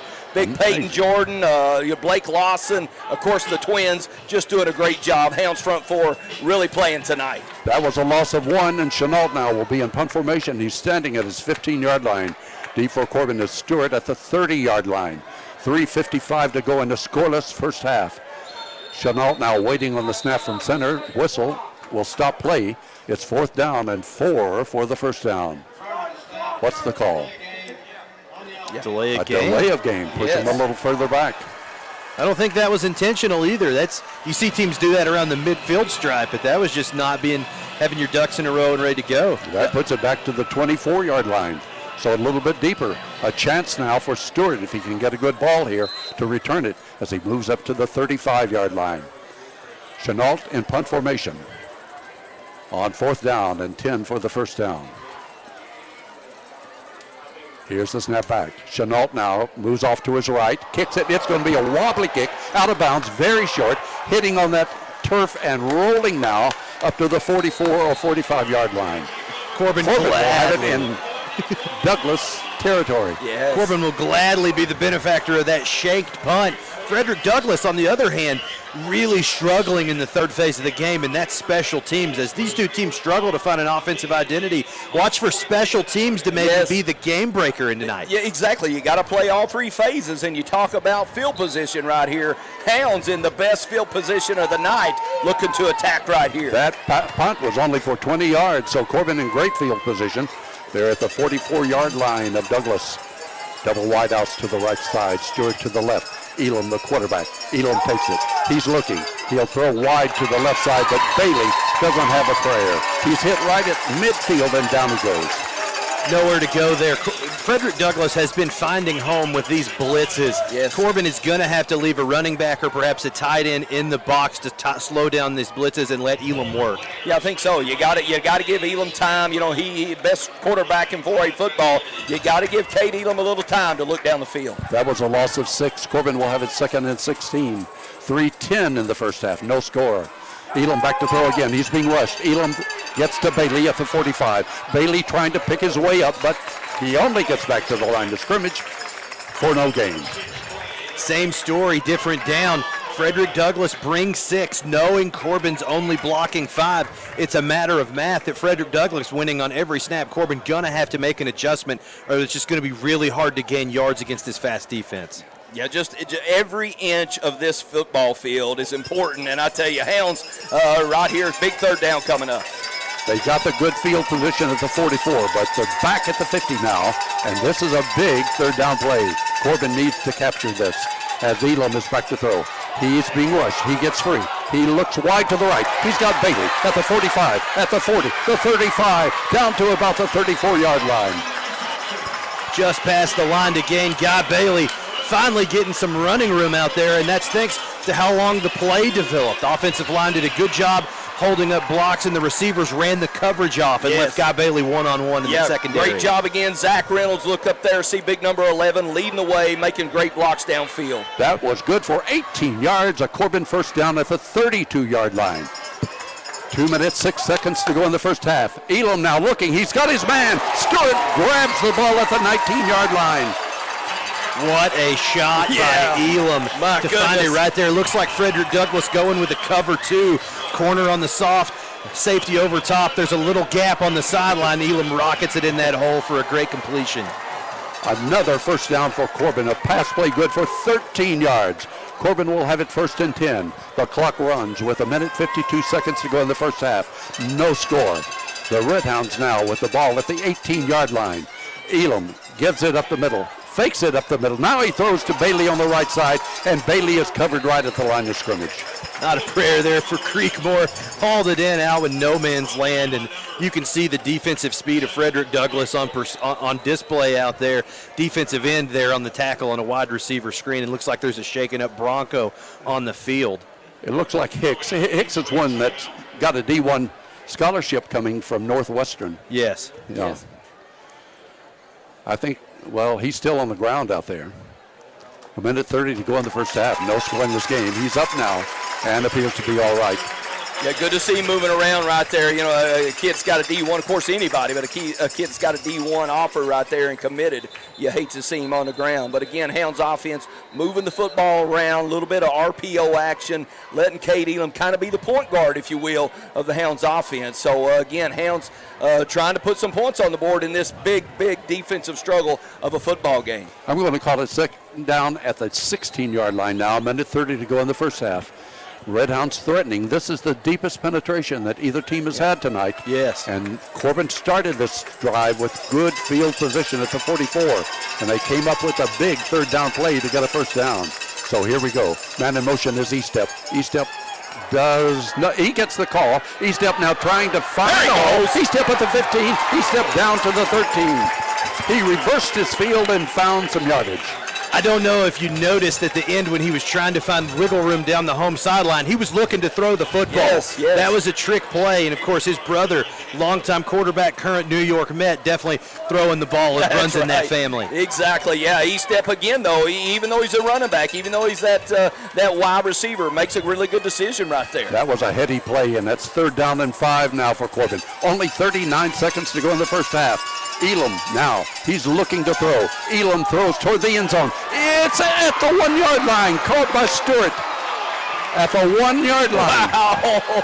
Carter Stewart, the reception leader from a season ago, showing you why. Cooked the DB out there, and you've noticed something that Terrion Hicks has come out of the ball game. Carter Stewart's been working the backup really hard. Exactly, yeah. Carter Stewart, Cade Elam, just a great pitch and catch. Hounds really looking to put points on the board right here before the half. And the clock is our enemy right now. They're at the 1-yard line.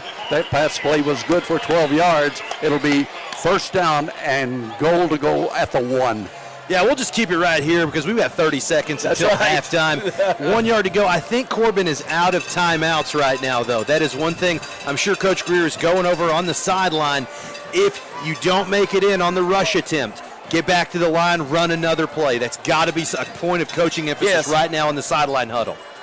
Yeah, exactly. You got to look to, make use of the time right here. You look at the mark right there inside the 1-yard line. Ball's placed maybe on the 1-yard line, but huge decision right here for the Hounds offense. Well, the defensive tackles right in front of them are 277 and 270. Wow. They're going to have their work cut out for them. Jenny corrected me. We have one timeout at our disposal. Timeout. 29 seconds. The clock is our enemy right now. And Elam will go under center for this call. Elam calls. He pushes forward. Elam trying to get in. Big stack up at the line of scrimmage. And still standing up. They say no gain. Wow. Big time stoppage there by the Frederick Douglass front wall. Clock continuing to dwindle. Now Corbin will take a timeout. Yeah, I'll take my chances right here, Ronnie. Don't know what the call may be, but if you line up, you may have to throw the football. But if you're going to run it, you run by big number 7 behind big number 74, Franklin West. Let him lead you to the end zone. Corbin has gone to the Wildcat down here on the goal line with a lot of success. May have to do that. If you look, Frederick Douglass had 3 people covering between the 2 A gaps. Had a nose guard, had 2 guys in A gap, and had two linebackers walked up. That's 5 dudes within 3 yards of pace. Big dudes. That's a lot of beef to move. A little bit in our favor. They put 5 seconds more on the clock. We're 22 seconds now to go. Out of timeouts. Ball at the 1-yard line. No score. And Corbin threatening. It will be second down, goal to goal at the 1-yard line. Oh, what a big play. Here at Campbell Field, biggest crowd ever in the history of Corbin football. As we set to go, Elam will be under center. Elam forcing his way forward. Elam, man, for the touchdown. It's a touchdown, Corbin. Wow. Get behind that big offensive line, Ronnie. We just pounded in there, baby. Touchdown. Scoreboard finally broken. Cade Elam punching it in from 1 yard out. Just glad to see some points on the board now. Wow. That is his 4th rushing touchdown this year. 19 seconds to go in the first half. And fellas, I think Corbin has been the superior team here in the first half. Yeah, so far controlling, playing much more physical brand of football, and I think this home field advantage starting to rattle Frederick Douglass a little bit. That's right, yeah. Frederick Douglass not used to the big crowd right here, and the Hounds just playing great. Sama trying to get the kickoff. It's blocked, and it will not be good for the extra point. 19 seconds to go in the first half of play. We'll cut away for a quick commercial break. Your score, Corbin 6, Frederick Douglass nothing. We'll be back in 30 seconds. You're listening to Red Hound Football on T107. Hey, this is Sammy here at Sammy's Furniture. And apparently, pain heals, chicks dig scars, and glory lasts forever, just like the mattresses here at Sammy's Furniture and Mattress. Guys, we got over 62 floor model mattresses, and they're in stock and ready to be taken home today. We'll help you find a mattress that won't break your back or your budget. We've got discounts when you pick it up, and 12 months same as cash financing if you need it, folks. At Sammy's Furniture and Mattress, we're open 7 days a week from 10 to 6. On Sundays from 12 to 5, you can score a touchdown with a mattress from Sammy's Furniture and Mattress. Come see us today.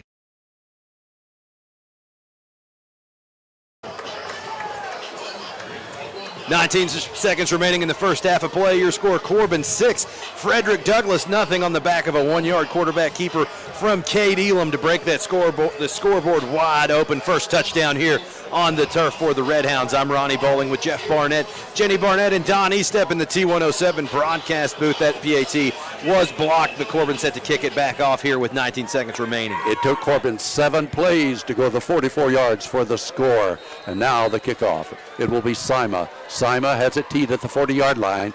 A low line drive that's hitting at the 20. Bounces up to the 15, where it's taken by Talbot. Talbot on the run. Talbot's a speedster, but down he goes after crossing the 37-yard line. Good sure tackle from Joe West Lester. Again, threw another punch or an extended wrist or extended hand. Look for that. Could be tacked. Yep. That's twice Frederick Douglass gotten away with the extracurricular. Yeah, I thought Frederick Douglass had a little room right there, and they do set up the offense in good field position. But I tell you what, Joe Lester coming up and again making a really good solid tackle right there in space. A very impressive open field tackle. He's only a 150-pounder, but he looked like a 250-pounder the way he hit it. Yes, sir. Yes, yeah, sir. Exactly. Joe West Lester made the big play. 37-yard line. First and 10. 13 seconds to go in the first half. Stropman throws wide to the right side, where it's taken by Chenault, and Chenault is hit quickly and knocked out of bounds at about the 42-yard line.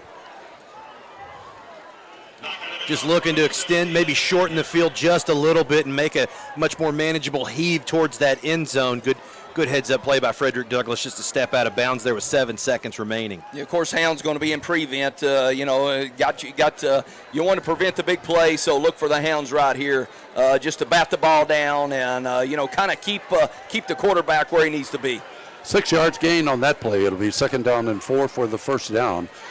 And Stropman back to throw. He's throwing wide. It's intercepted. But Stewart he's down that sideline. Stewart gets free. He's down to the 20 and out at the 17. But the clock has run out.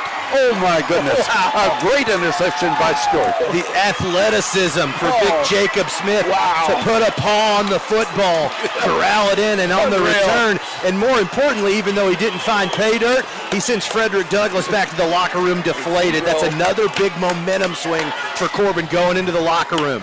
One of the biggest games in Kentucky football this year being played here tonight at Campbell Field.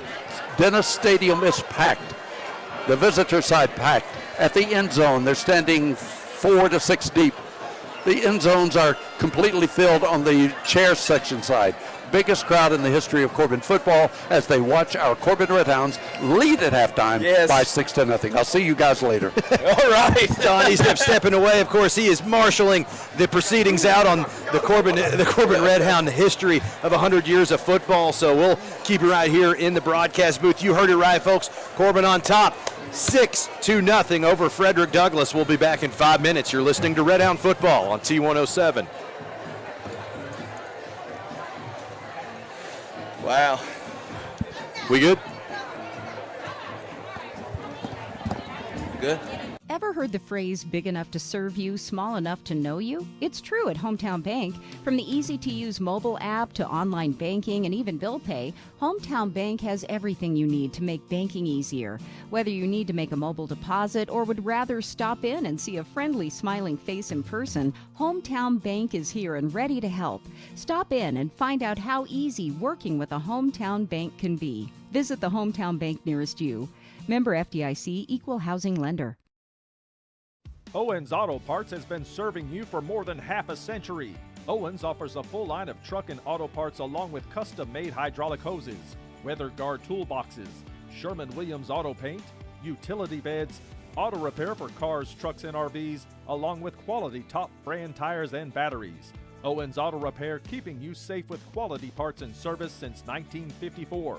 Located just down from Corbin High School on Cumberland Falls Highway. Go Red Hounds! Have you heard about downtown Corbin's newest event venue? The Pennington is a two-story building that was built in the late 1930s and will add that old-world charm and class to any special event. The Pennington offers two distinct event spaces. The studio is a classy and elegant 2,200 square feet that offers great photo opportunities and has its own serving kitchen. Just imagine what you want your special event to be and make it so with the Pennington, located at 500 South Main Street in Corbin.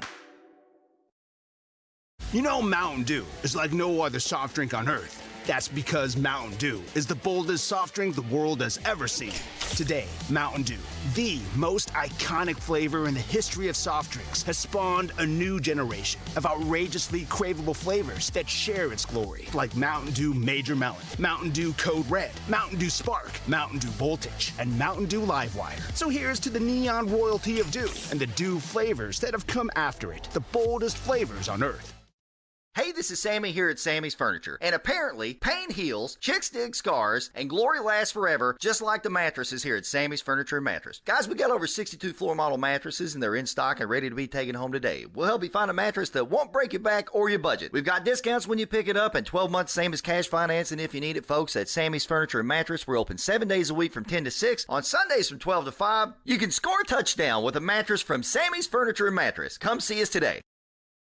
Honda, Polaris, Kawasaki, Yamaha, and CF Moto. Brands you can depend on just like the Hart family and Tri-County Cycle Sales. Since 1968, Tri-County Cycle Sales has been supplying southeastern Kentucky and parts of Tennessee with quality ATVs, side-by-sides, and motorcycles. But most importantly, service after the sale. Whether it's for work or play, your next off-road adventure starts at Tri-County Cycle Sales, located at 8775 US Highway 25 in Corbin, across from Kentucky Outdoorsman. Phone 606-528-4792.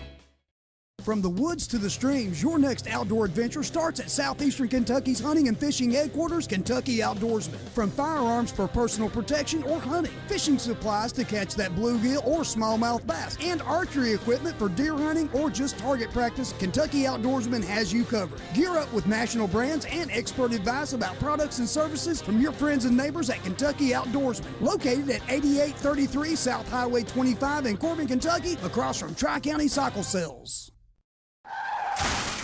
Have you been in a car accident? Whiplash is a common injury and very painful, leading to years of health problems. Discover a chiropractor that uses digital x-rays and will not twist your neck. Call and make your appointment with me, Dr. Deidre Pennington, and experience the difference at Pennington Wellness Chiropractic and Massage. Phone 606-261-2053. If you're having problems, trust our Grammy. We do!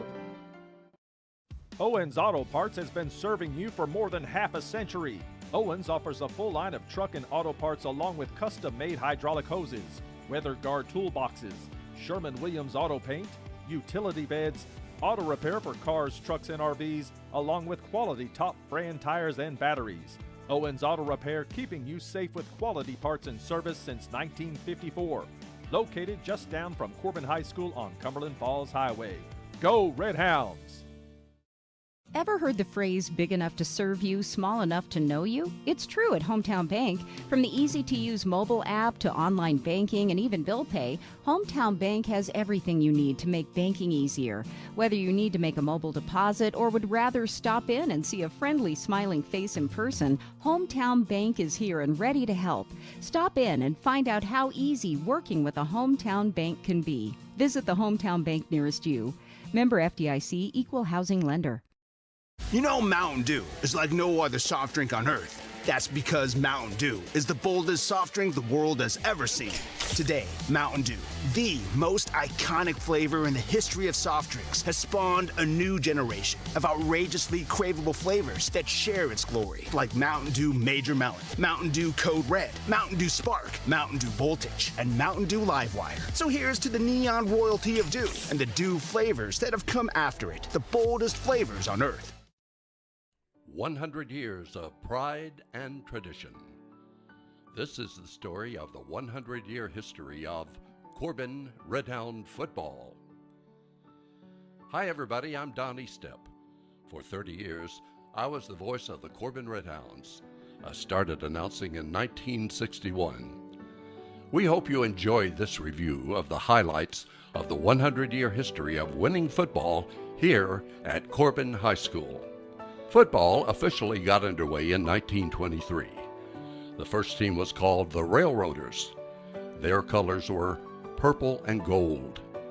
Corbin's first game was against Pineville, a team that had already been playing football for 2 years. The Railroaders of Corbin only had one player who had ever seen a game. His name was Bernard Kincaid. Well, the trip to Pineville was a disaster. Corbin lost 142-0. But that wasn't the worst part of it. One of the Corbin players, William Alfred Cadle, suffered injuries in that game and lost his life. Corbin played its first 2 years at the city fairgrounds. Then, in 1925, they changed their name to the Redhounds, and their colors were maroon and white. Also in 1925, they moved to Legion Field. This very field we play on now, which in 1940, the name was changed to Campbell Field in honor of Dr. G.W. Campbell, the former superintendent of Corbin Schools. In the first 6 years of football, Corbin won 16 games while losing 25. Well, the winning tradition started in 1929 when Nick Dennis came to Corbin. He came to be head football coach and basketball coach. At that time, the coach was required to coach both football and basketball.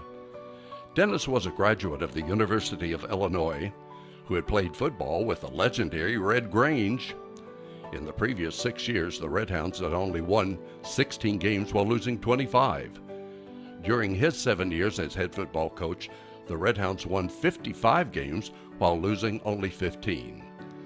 As the head basketball coach in 1936, Dennis led Corbin to the state championship. The concrete stadium many of you are sitting in tonight was named after him, Dennis Stadium. Corbin continued its winning ways when Ted Metters, a former Corbin High School student and a Little All-American at Center College, gave the Redhounds its first undefeated season and its first state championship. That was in 1939. There were many stars after that, including Roy Kidd, who played under Coach Ozzie Birch. Coach Kidd is in the Collegiate Hall of Fame after coaching 2 national championships at Eastern Kentucky University and was runner-up twice. Many of you arrived at the game tonight on Roy Kidd Avenue, named in his honor, and then turned into the stadium on Bird Boulevard, named in honor of the Bird brothers. The second state championship came in 1955 under Coach Bill Tucker, led by Calvin Bird, along with Ralph Wilder, Bill Howard, David Chandler, David Miller, Moose Garrison, and a host of other stars. the Redhounds went undefeated. Bird set a new state scoring record in 1955. In 1956, he broke his own record and also set a new national scoring record. Bird was an All-American at the University of Kentucky and drafted in the NFL by the San Diego Chargers. After 3 years, Coach Tucker left and was replaced by Walt Green. In his first year, Green's Redhounds lost 3 games by only 4 points. However, his teams did not lose another game in the next 2 years. His record was 36 wins, 3 losses, and 1 tie. Billy and Roger, 2 more Bird brothers, played under Coach Green. In 1959, Billy broke his brother Calvin's scoring record and set a new state scoring record by scoring 66 points in 1 game. He was also a star at UK. In 1960, Roger Bird led the Redhounds to another perfect season, 10-0. Roger Bird was All-State and All-American at UK. He was drafted by the Oakland Raiders, where he was Defensive Rookie of the Year in the NFL, and he played in the Super Bowl. The National Football League presented Roger with a golden football, which is in the trophy cases at Corbin High School. Roger Bird, one of the greatest players ever to play football in Kentucky. Also in 1960, the Redhound colors were changed to red and white. After a few average years of football, Corbin again hit the mountaintop in 1969 when Archie Powers was hired as the new coach. With outstanding players like Steve Bird, Greg and Roy Taylor, Roger Jones, John and Richie Francione, Corbin won its 3rd state championship, beating Mayfield in 1976 6-0. Steve Bird was the son of Jerry Bird, who played at UK for Adolph Rupp and the New York Knicks in Pro Ball. Jerry Bird, the oldest of the Bird brothers, was also a football player at Corbin High. He was offered a football scholarship from Coach Bear Bryant at UK, but he chose basketball. Steve Bird played for Coach Roy Kidd at EKU and was an All-American and played pro ball for the St. Louis Cardinals. Then in 1980, with Richie Grigsby, Freddie Rader, Benny Lewis, and Casey Catron leading the way, the Redhounds won their 4th state championship over Fort Campbell 16-7. It was a cold, snowy day in Louisville as I broadcast that game. Just a minute and 20 seconds to go in this championship game now. Corbin sitting on a 16-7 lead. This is Don East up with Chet Maggart and George Fisher. The 1980 championship game. A fumble in the backfield. Wallace does pick it up. Wallace controls, but he's taken down at the 6. Coach Willard Ferris was the first to reach the press box after the win. Hey, really is what his close ball games of score indicate. We got after him the whole ball game, and we made a mistake early there in the ball game. I believe we'd have scored the first time we touched the ball. And we remember how happy Coach Powers was after the championship game when the players dropped him on the field after picking him up, putting him on their shoulders. Well, we fumbled the ball all year, and then they fumbled the old coach. A little wet down there. Well, there's no doubt about it. We beat a tremendous football team today. Our kids, well, there's nothing you can say. They just played, just wonderful, just tremendous, had a fine effort. We felt like we had a pretty decent game plan. Our kids executed real well. They just wanted it and got after them. That was Coach Archie Powers. In 1981, Larry Cotton Adams took over as head coach and led the Redhounds for the next 14 years. It didn't take Coach Adams long before the Redhounds won their 5th state championship. That came in 1982. Under Adams, the Redhounds were runner-up in 1990. In 1999, Steve Jewell became head coach. Jewell was a member of 2 state championship teams at Corbin High School in 1980 and 1982. He coached the Redhounds for 15 years, and he has the most wins by any Redhound coach. He won 141 games. In 2014, Justin Haddix arrived on the scene. In his very first year at the helm, the Redhounds went 11-2 and were narrowly defeated by Louisville Central in the 3rd round of the playoffs. In 2017, Corbin was back in the state title game again for the first time in 15 years. But it was Louisville Central again that spoiled the season with a 21-20 win. After the 2019 season, Haddix moved to Boyle County. The coaching duties went to Tom Greer, our present Redhound coach. His record after 3 years of coaching here, stood at 34 wins and only 4 losses. His Red Hounds were the runner-up in the 2022 state championship game. We celebrate 100 years of pride and tradition as our Corbin Red Hounds have won 5 state championships and been runner-up 7 times overall in 100 years, winning over 70% of their games. Our congratulations to all who made it a successful program, and we look forward to many more great years of football at Corbin High School.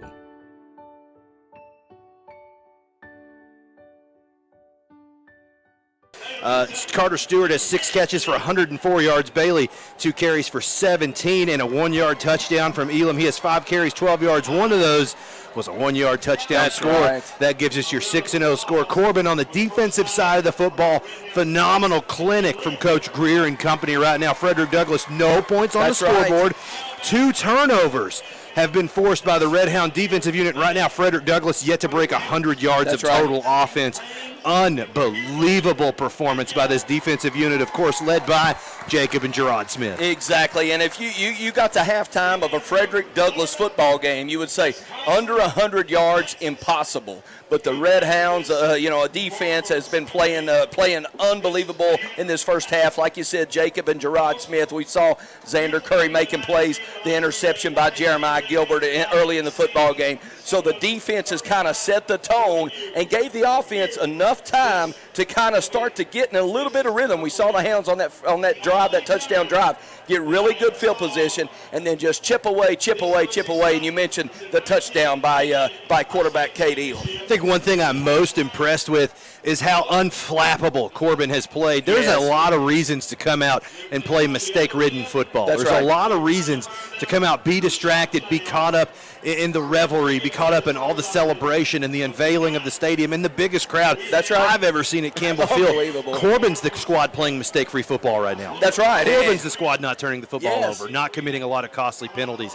It's really, really impressive, and that's a testament to coaching. Exactly. Coaching leads the way right there. Of course, Coach Greer, Coach Mills, Coach Elam got the Hounds ready to go, and you're exactly right. I mean, I'm getting caught up in the moment tonight. I mean, 100 years celebrating the Hounds, Red Hound football. Coach Adams on the field right now, my former coach, talking right here, and the awesome video at halftime. So you're right. The composure of the Red Hounds tonight in this huge 100-year celebration of Red Hound football has been perfect. Just unflappable, doing a great job. But Corbin has to undoubtedly go out of this locker room and come out as if it is 0-0. Frederick Douglass can change the tides of that scoreboard in a hurry. They're that's 2-1 for a reason, having played 2 nationally renowned programs and come out 2-1. This is a squad that can play football. But what would it mean for Corbin to come away with a team that beat Louisville Trinity? If you're the Corbin Red Hounds and you come out with a W tonight, you got to say you're top dog in the state. That's right, exactly. You know, the Hounds come out here, have to kick the football off to Frederick Douglass. You want to come out here, I'm sure Coach Greer preaching, get the 3 and out, turn the football back over to the Hounds offense, and, kind of set the tone for the second half. But you're right, Hounds should be ready to go. Of course, we know Coach Greer, Coach Elam, Coach Mills always make great halftime adjustments. So wouldn't expect anything less than the Hounds get a 3 and out and then turn the football back over to the Hounds offense. Of course, Jacob and Gerard Smith have had an unbelievable half of football, but also Jeremiah Gilbert and Joe West Lester and Xander Curry, outstanding individual performances from them as well. Joe Lester's been called on in some tight coverage situations. He's come up, not surrendered a catch tonight. Xander Curry's made a lot of sure tackles that have prevented touchdowns.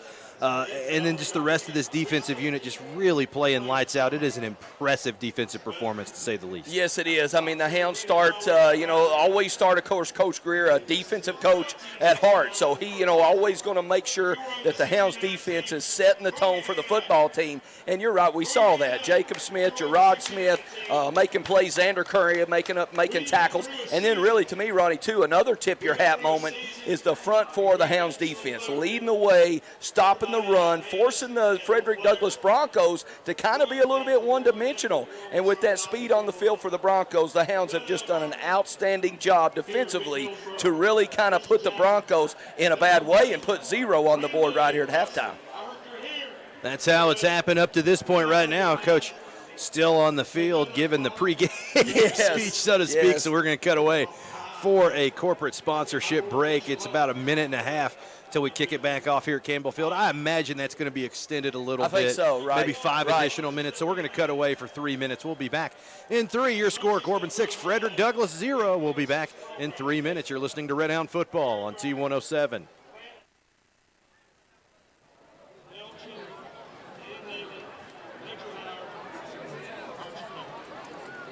I played here in 61 and 62. This and this. Everybody made fun of our class. Well, Ledger was here. He called it turkey left and turkey right. We ran the ball off in 2 double teams. Backs had to block. Finally, backs double team. And this was brought from Coach Brown and Black Clark. Without a doubt, the greatest influence we've ever probably taken too much time. They've been all over. All right. In closing, have a great time, baby. Go Red Hound.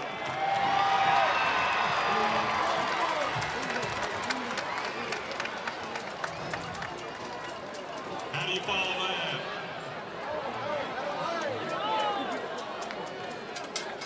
Give me a few seconds here, quickly. Hey, obviously, our community is our greatest strength that we have. Okay, without a doubt.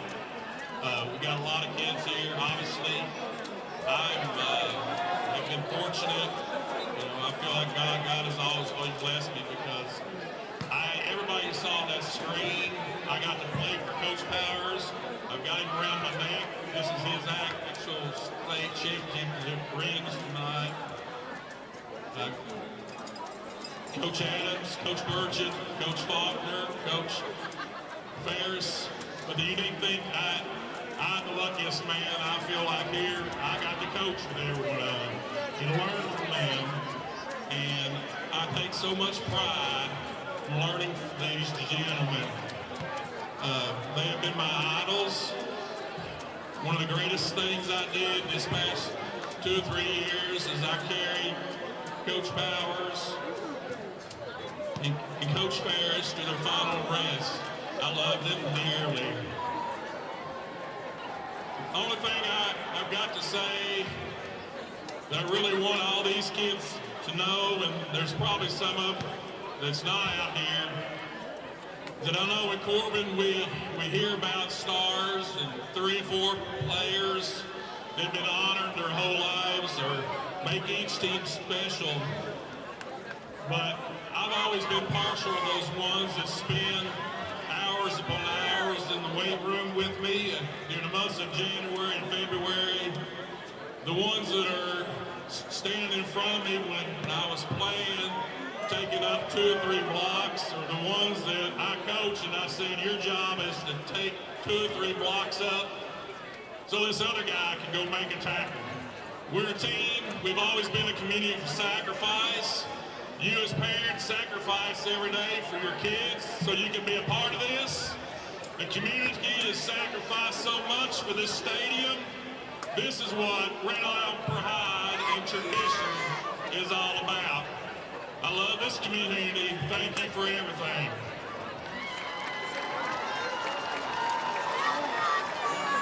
Call a game alongside Don Estep and have him back in the booth. I cannot imagine being out of the game 30 years and just stepping back in and calling a football Well, game. he's taking off where he left. He's starting where he left off. I mean, Don Estep doing a great job. And, you know, when I was sitting here calling a game, I mean, he used to call my games, listening to his voice. And, man, it's crazy here to kind of listen to how this thing is going and what's going on. So just an unbelievable sight right here at Campbell Field, the newly renovated, like we said all along. And I know they like to say the first on the turf tonight. And, man, Big Richie Franchione, I remember Big Richie down there, played at Eastern Kentucky University. A lot of former Hounds out there representing well. So just a great sight to see. And, man, you know, both of us former Red Hounds here and now in the booth. It is. I didn't get invited to the sea, you know. No, that's right. We had to work. We might be, we're on the job right here. But Big Vin Hoover out there. Just unbelievable. Hey, you know who Vin played for in the NFL, right? That's right, the Bucks. The Bucks. That's right. Go Bucks. That's right. I remember that. So a lot of 100 years, actually, not a lot, 100 years of pride and tradition. I mean, just out there on the field tonight. So wonderful, great celebration of 100 years of Red Hound football. I saw Don Estep. He is making his way back up to the booth. Still moving real nimbly, by the way. Yes. We're going to ask him about that. Moving great. When he gets up in the booth. Yeah. High stepping across the 30s, making his way back to the field. Yes. We're about to start you off with second half action here as they clear off the field for Red Hounds of years past, but both teams out on the field. Warmed up, they're stretched, they're ready to tee it up. We've got 24 more minutes of high school football action. It has been a dandy Unreal. tonight. That's Unreal right. football That's right. performance by both squads. You got to imagine now it comes down to coaching. Who makes the better adjustments? Who makes less mistakes down the stretch? I think the Hounds do that. We've seen it all season long. We've seen it all for the last since Coach Greer got here. Making the adjustments, doing a great job at halftime. We always see the Hounds football teams under Coach Greer make great adjustments at halftime and then just get better. So I would expect right here the Hounds come out kicking the football off. We're going to see a big defensive stand, a big 3 and out, and then again, like we said a minute ago, turn the football over to Katie Living Company. Don, stellar job. I saw you high-stepping across the 30 to get back up here. A little out of breath. That was awesome. That was awesome. What a halftime right there. What a halftime. It was all right. I want to thank Cotton Adams. What a great tribute he did to me. Yes. Thank you so much. Yes. Okay, we're ready to go. I'm out of breath, but let's do it. All right. Corbin kicking off to start the second half. And the kick will be into the end zone, automatic touchback. Big-time weapon. Sima, we've seen him do this in previous weeks, drive that football into the end zone for the touchback. It's an incredible weapon to neutralize the return game, especially when you might have a little bit of a speed deficit, which I believe Corbin has. That's right, yeah. It sets your defense up for success right here. You start the second half, you get the touchback, and then the Hounds are in great shape right here defensively, so they get to kind of tee off a little bit. So a really good job right there by the Hounds and Noah Sima to get the touchback.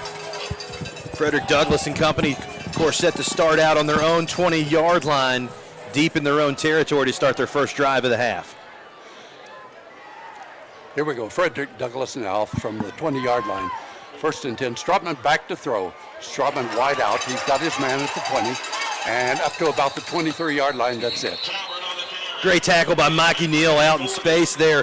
Linebacker isolated on with the running back, still breaks down, makes the good tackle. That's why Corbin's done so well tonight. Sure tackling has been the name of the game for Corbin. It set the defense up. You're exactly right, Ronnie. When you can make those tackles in space, and like just Mikey Neal did right there, just a great job by the Hounds defense. A gain of 3 as Frederick Douglas now gets one of the Corbin players to jump off sides. He made a motion. Yeah, I think that's debatably off. The quarterback baited him, though, but that was just a sign of a veteran quarterback using the motion, using the hand signals, and that's just, this is not Strautman's first avenue of playing quarterback. So that'll bring the ball up to the 28-yard line where Frederick Douglas now will have it second down and 2. Corbin leading 6-0. We're just starting the third period of this game. I'm trying to get my breath from running from the field up here, and we're set to go on second down. Strautman back. He's looking long, and the pass downfield actually could have almost been intercepted as Lester was there for Corbin closer to the ball.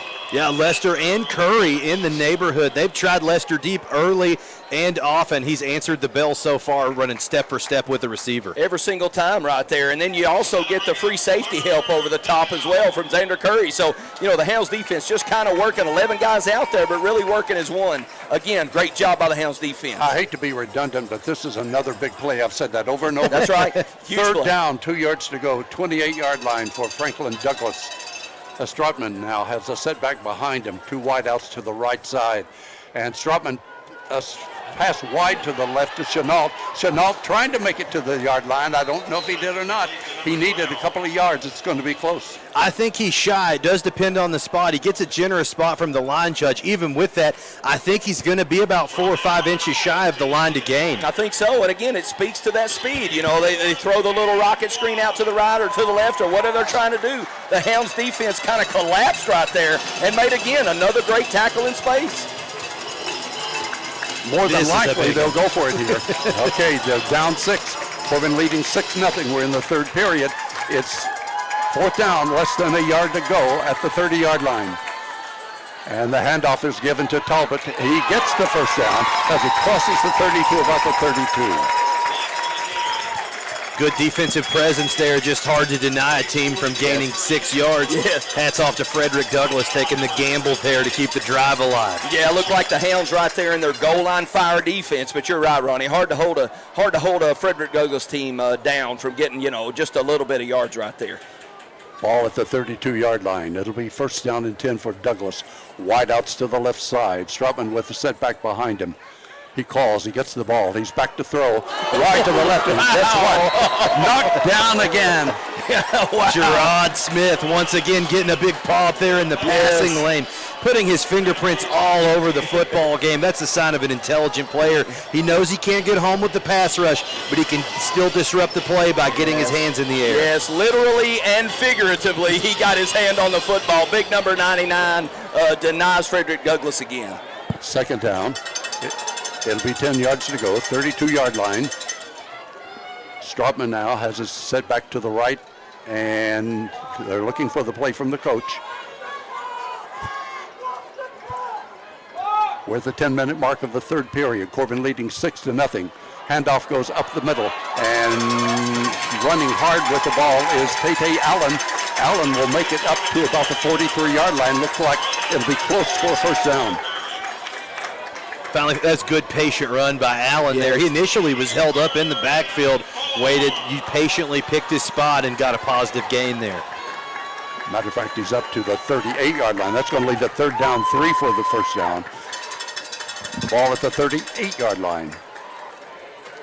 In the slot to the right side is Talbot. Split to the right is Chenault. As Strautman gets the ball, he's looking back. He's passing wide to the right side, and wow, wham, tackle there by Xander Curry as he prevents Talbot from getting the first down. Excellent individual effort by Xander Curry. That ball had to hang up in the air a little bit. If you notice, Gerard Smith in the face of the quarterback had to put arch on the football. That caused it to hang up, gave Xander Curry the time to close in and make the big hit. Exactly, without hesitation. Puts his foot in the dirt and then attacks that flat area and makes the big hit. Again, another great defensive play by the Hounds. This has been so impressive. The ball at the 40-yard line now. That's going to make it fourth down and 2 to go for the first down. As Randveer is his name. Randveer will be in punt formation. Stewart is deep for Corbin. The ball was dropped on the carpet, but he picked it up. And a high kick, it's going to be a good kick as it hits and bounces and still rolling as it crosses the 10 down to about the 8-yard line.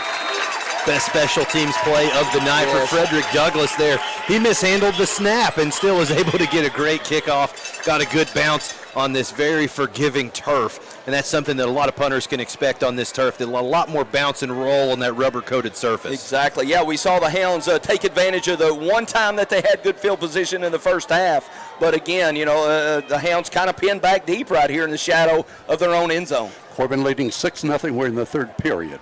8 minutes, 28 seconds to go. The ball's spotted at the 7-yard line as Frederick Douglass will start their second drive of the second half. And they have a player that, I thought it was just now getting on the field as Corbin will start their first drive from the 7.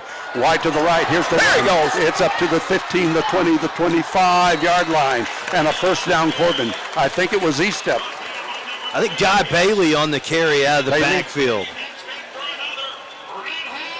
Yeah, move the chains right there. Hounds running the football, just giving the football to, like you said, Guy Bailey, hitting it off that right side. A good start to this drive right there. 18-yard run on that one to the 25-yard line. 6-0, Corbin leads third period as the ball is at the 25 now.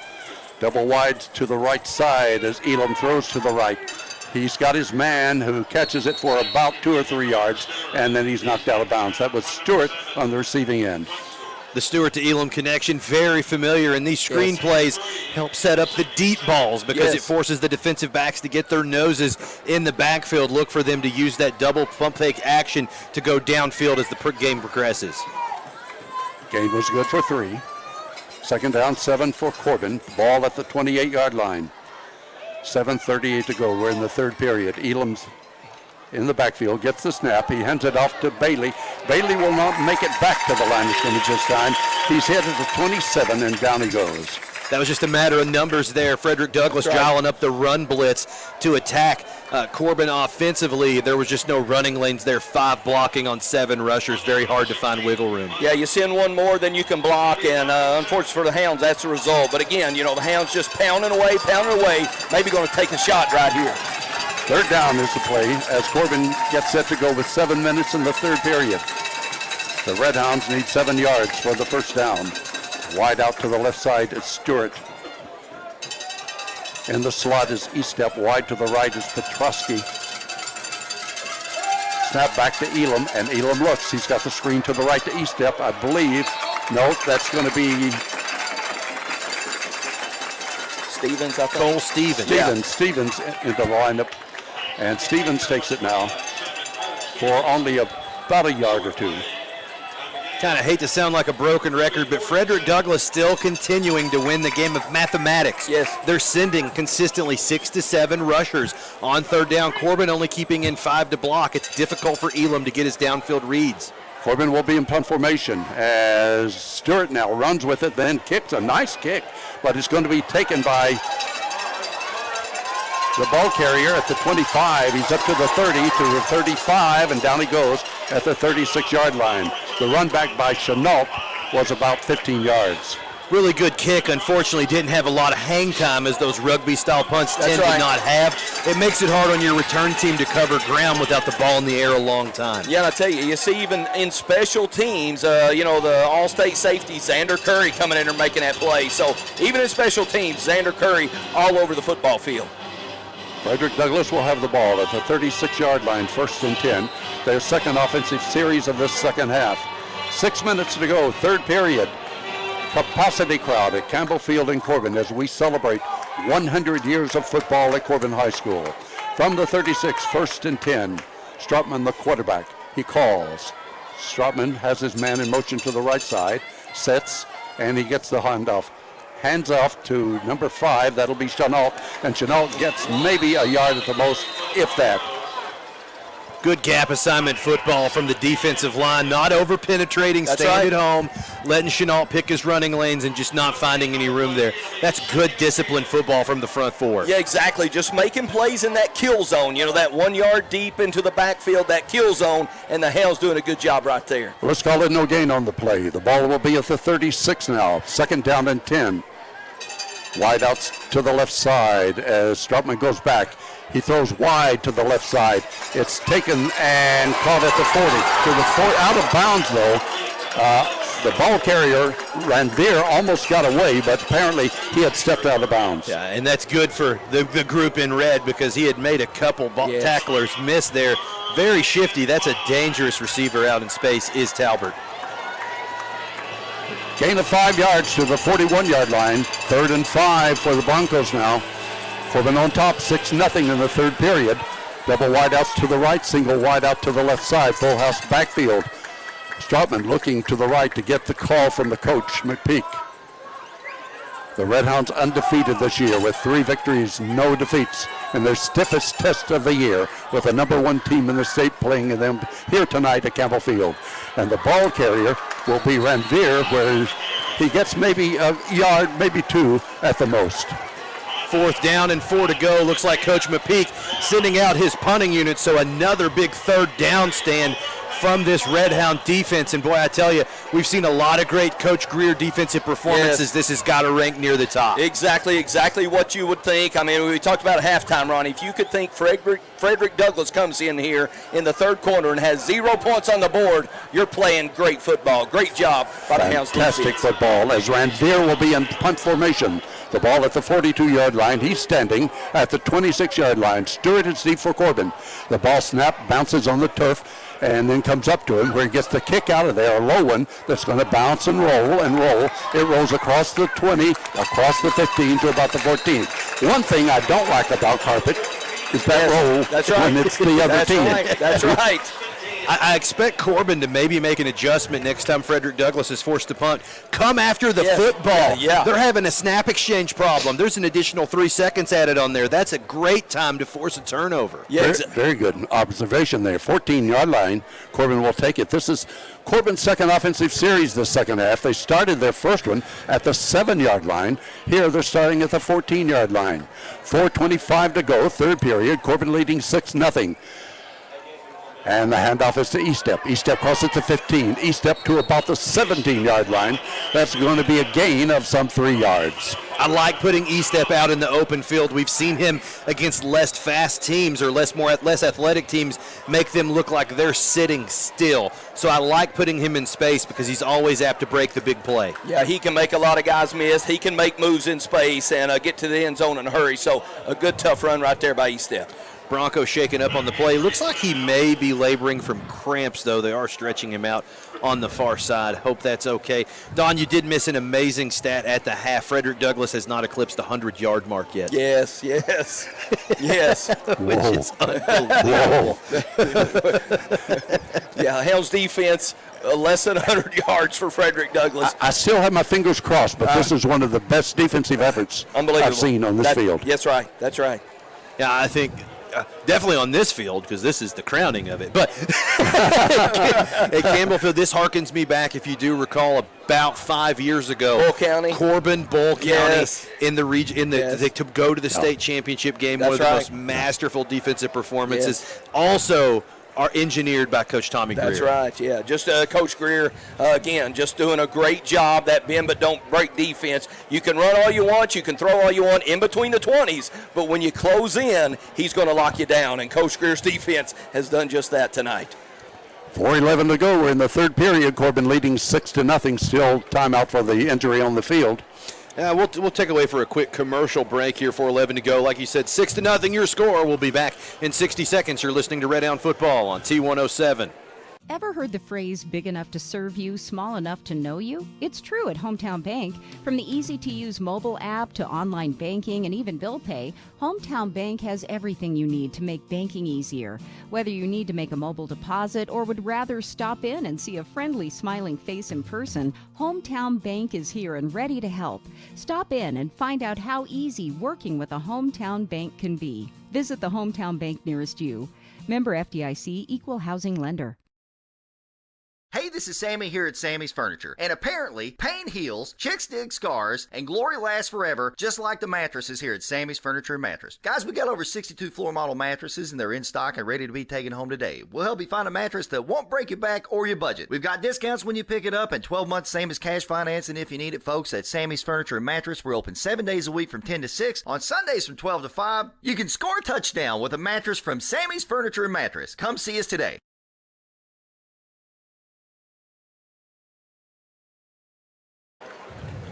4:11 remaining in the third quarter play. Your score, Corbin 6, Frederick Douglass 0 here in the christening of the new Campbell Field. Newly renovated, open for business. Hounds opening it up with style. I'm Ronnie Bowling with Jeff Barnett, Jenny Barnett, and Don Estep on the call here. And Don, what do you observe from this defensive performance from Corbin so far? I'm awed. That's all there is to it. I am awed. Right. Good, great work. Yes. That's right. These kids are giving it all. Okay, we're ready to go now as the player is taken off to the sideline. That was Caden Clay for Frederick Douglass as Corbin is set to go. Second down, 6 to go. Ball at the 17-yard line as they try up the middle and across the 20 to about the 23-yard line goes Guy Bailey. Good run there by Bailey. Again, Frederick Douglass, I hate to keep saying it, they're attacking. They're making the decisions on second and third down to attack this offensive unit. He just found the hole in it, which is a downside of run blitzing. Third down, 1 yard to go. The ball at the 23-yard line. Elam in shotgun formation. Bailey to his right. Wide sets to both the left and the right. 3 minutes and 33 seconds in the third period. Elam goes under center, tries to get the first down. I think he does as he's moved the ball to the 25.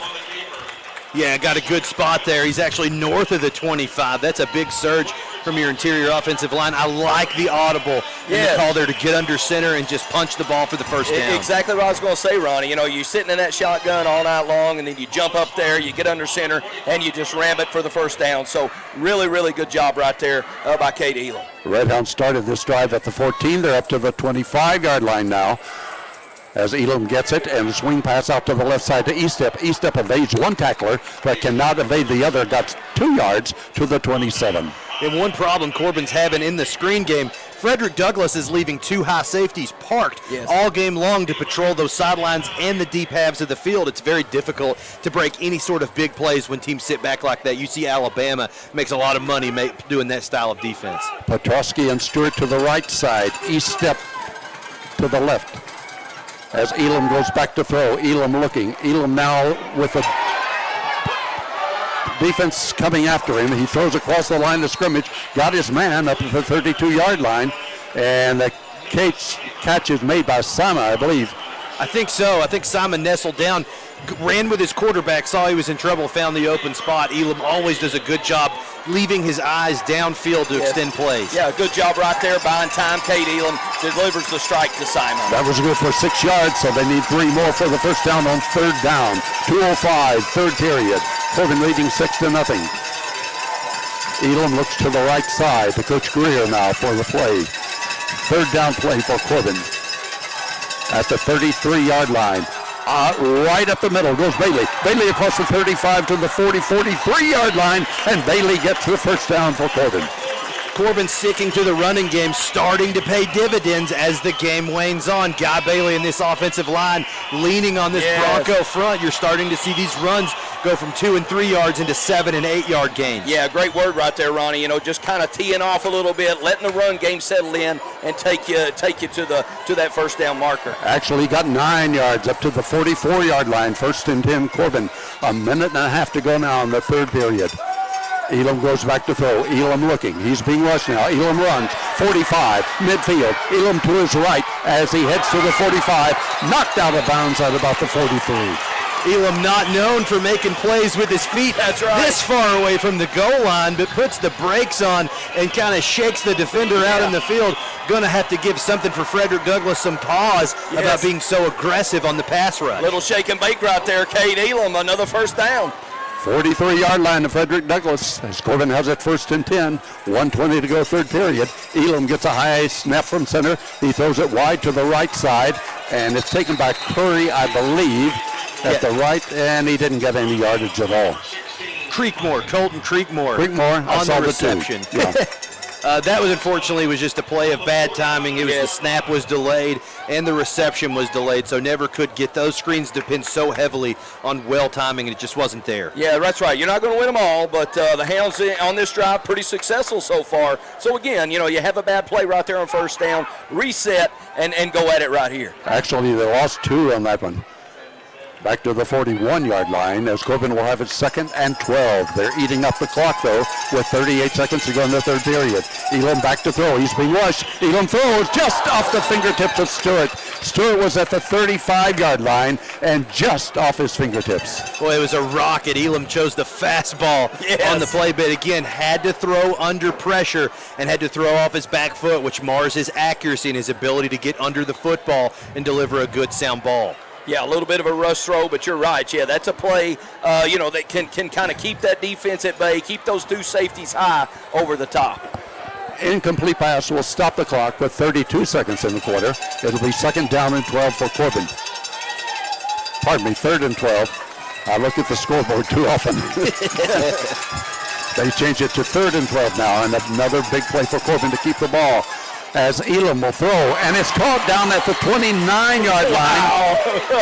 As Stewart goes high into the air, he grabs the ball, and what a fabulous catch. There's a lot of NFL teams on Sunday would like their quarterback to make a throw of that caliber. Threw it over the corner who was sitting soft and underneath the safety who was bailed deep in that cover 2 defense.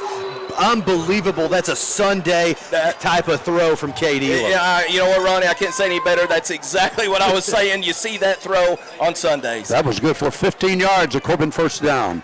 Ball at the 29-yard line, 1st and 10. Elam now hands it off to Bailey. Bailey trying to find room to the left side, will not, and he's taken down right near the line of scrimmage. Matter of fact, he might have lost about a yard. Frederick Douglass drops that safety down into the box on first down because Corbin's been so run heavy on first down. So maybe look for Coach Elam to go to play action as the game progresses to try to take advantage of that safety coming up to the line of scrimmage. Yeah, and again, that run game kind of sets up things. That's where the Hounds set up. So again, like you said, you do that play action and you can go over the top. 3 in the books and 1 to go. Score stands tight. Corbin 6, Frederick Douglass nothing. We'll be back with fourth quarter action in 60 seconds. You're listening to Red Hound Football on T107. Owens Auto Parts has been serving you for more than half a century. Owens offers a full line of truck and auto parts along with custom-made hydraulic hoses, weather guard toolboxes, Sherman-Williams auto paint, utility beds, auto repair for cars, trucks, and RVs, along with quality top brand tires and batteries. Owens Auto Repair, keeping you safe with quality parts and service since 1954. Located just down from Corbin High School on Cumberland Falls Highway. Go Red Hounds! Honda, Polaris, Kawasaki, Yamaha, and CF Moto. Brands you can depend on just like the Hart family and Tri-County Cycle Sales. Since 1968, Tri-County Cycle Sales has been supplying southeastern Kentucky and parts of Tennessee with quality ATVs, side-by-sides, and motorcycles. But most importantly, service after the sale. Whether it's for work or play, your next off-road adventure starts at Tri-County Cycle Sales, located at 8775 U.S. Highway 25 in Corbin, across from Kentucky Outdoorsman. Phone 606-528-4792. The fourth quarter, your score, Corbin 6, Frederick Douglass nothing here at Campbell Field. I'm Ronnie Bowling with Jeff Barnett, Jenny Barnett, and Don Estep on the call in the T107 broadcast booth. Corbin has had the ball for 12 plays on this drive. They're down to the 31-yard line. They lost 2 on the last play. It'll be second down and 12 for the first down. Elam back. He's looking. Elam being rushed. He throws over the middle, but taken down right in his tracks at the 31-yard line was Cam Estep. He didn't have a chance on that one. No, Frederick Douglass did a good job of defending the boundary by taking away the quarterback, taking away the run, and taking away his first read.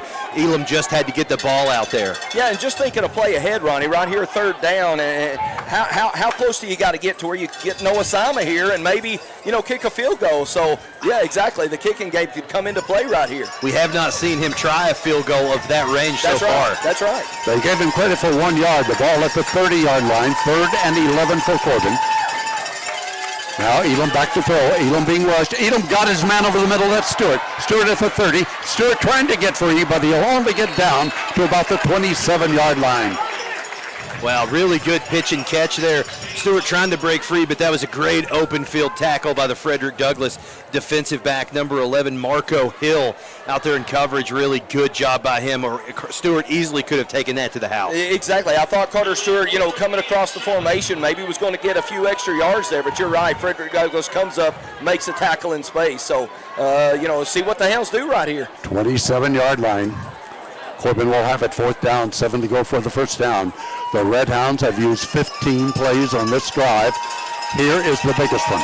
They have to make the first down, getting down to about the 20-yard line. Elam back to throw. Elam looking. Now he's being chased. Elam, when the flag goes down, it may be holding. As Corbin was being rushed, Elam throws it away, and the flag is on the play. Yeah, that's going to be a hold that goes against Corbin, and it's well-deserved. I think, obviously Frederick Douglass going to decline the penalty and take over. Yeah, tough break right there for the Hounds. Again, a good time of possession drive, though. We talked in the break. We talked at first of the football game. Hounds need to control time of the possession, and they did a great job there with that long drive to kind of take a little bit of control of the football game as we get into this fourth quarter. Ball will be at the 27-yard line. Frederick Douglass getting the ball for the 3rd time this second half. Corbin leading 6-0. They got the score just seconds before the end of the first half, but the extra point was blocked. So Frederick Douglass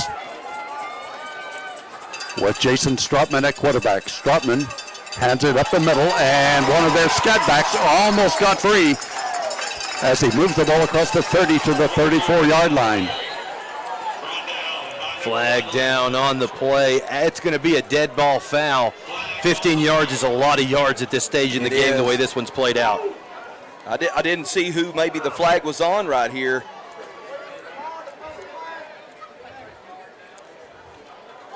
be a tough break.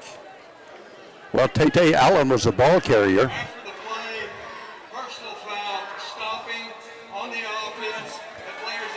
Frederick Douglas. Oh, my.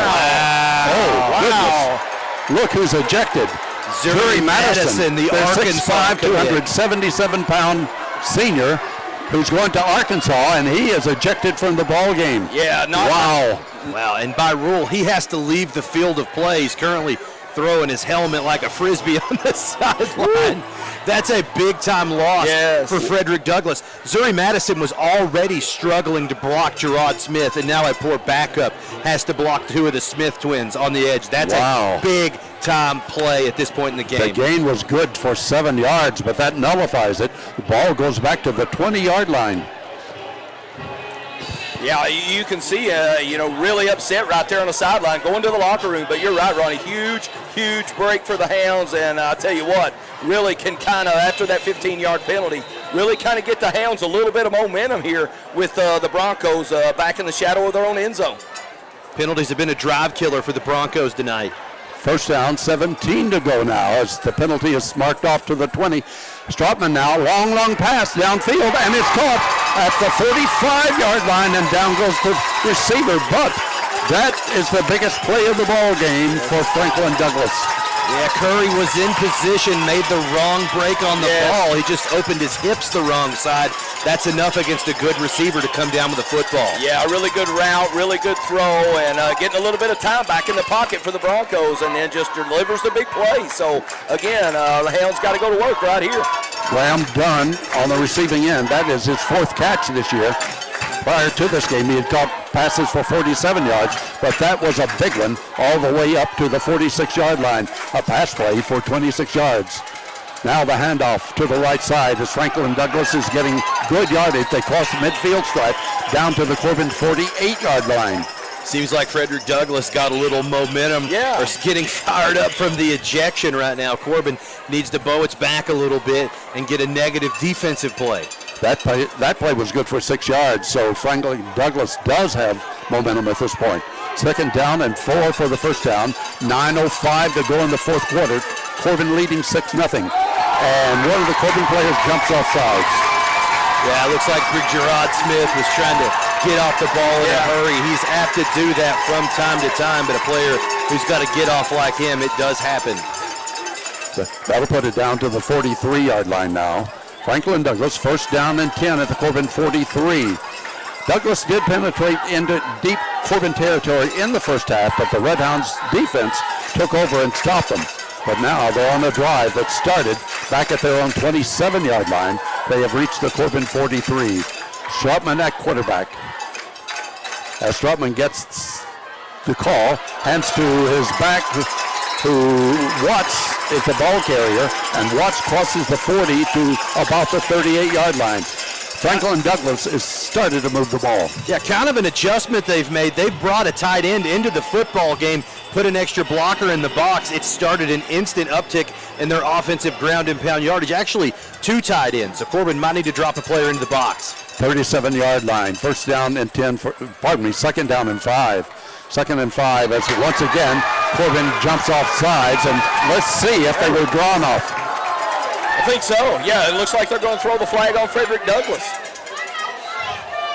That's what the call is, a 5-yard penalty, offsides against, or illegal procedure against Franklin Douglass. So that's going to put the ball back at the 42-yard line. I will apologize. My throat is about gone. 84 years of age trying to do a broadcast. You've got 8 minutes left. Doing great. Pick me up off the floor. Yeah, and the Hounds needed something. They needed something. They got a little bit of, the flag right there. See if they can kind of get the defense going right here. Ball at the 42-yard line. 2nd down and 9 to go now for Douglass. As the handoff is given now to Watts, and Watts gets good yardage. Another flag goes down as he crosses the 40-yard line. Another flag goes down. More flags are coming everywhere now. What's happening? Yeah, unfortunately, I think this will probably be offsetting if I were guessing. Initially, the flag was only against Frederick Douglass, thrown in the backfield.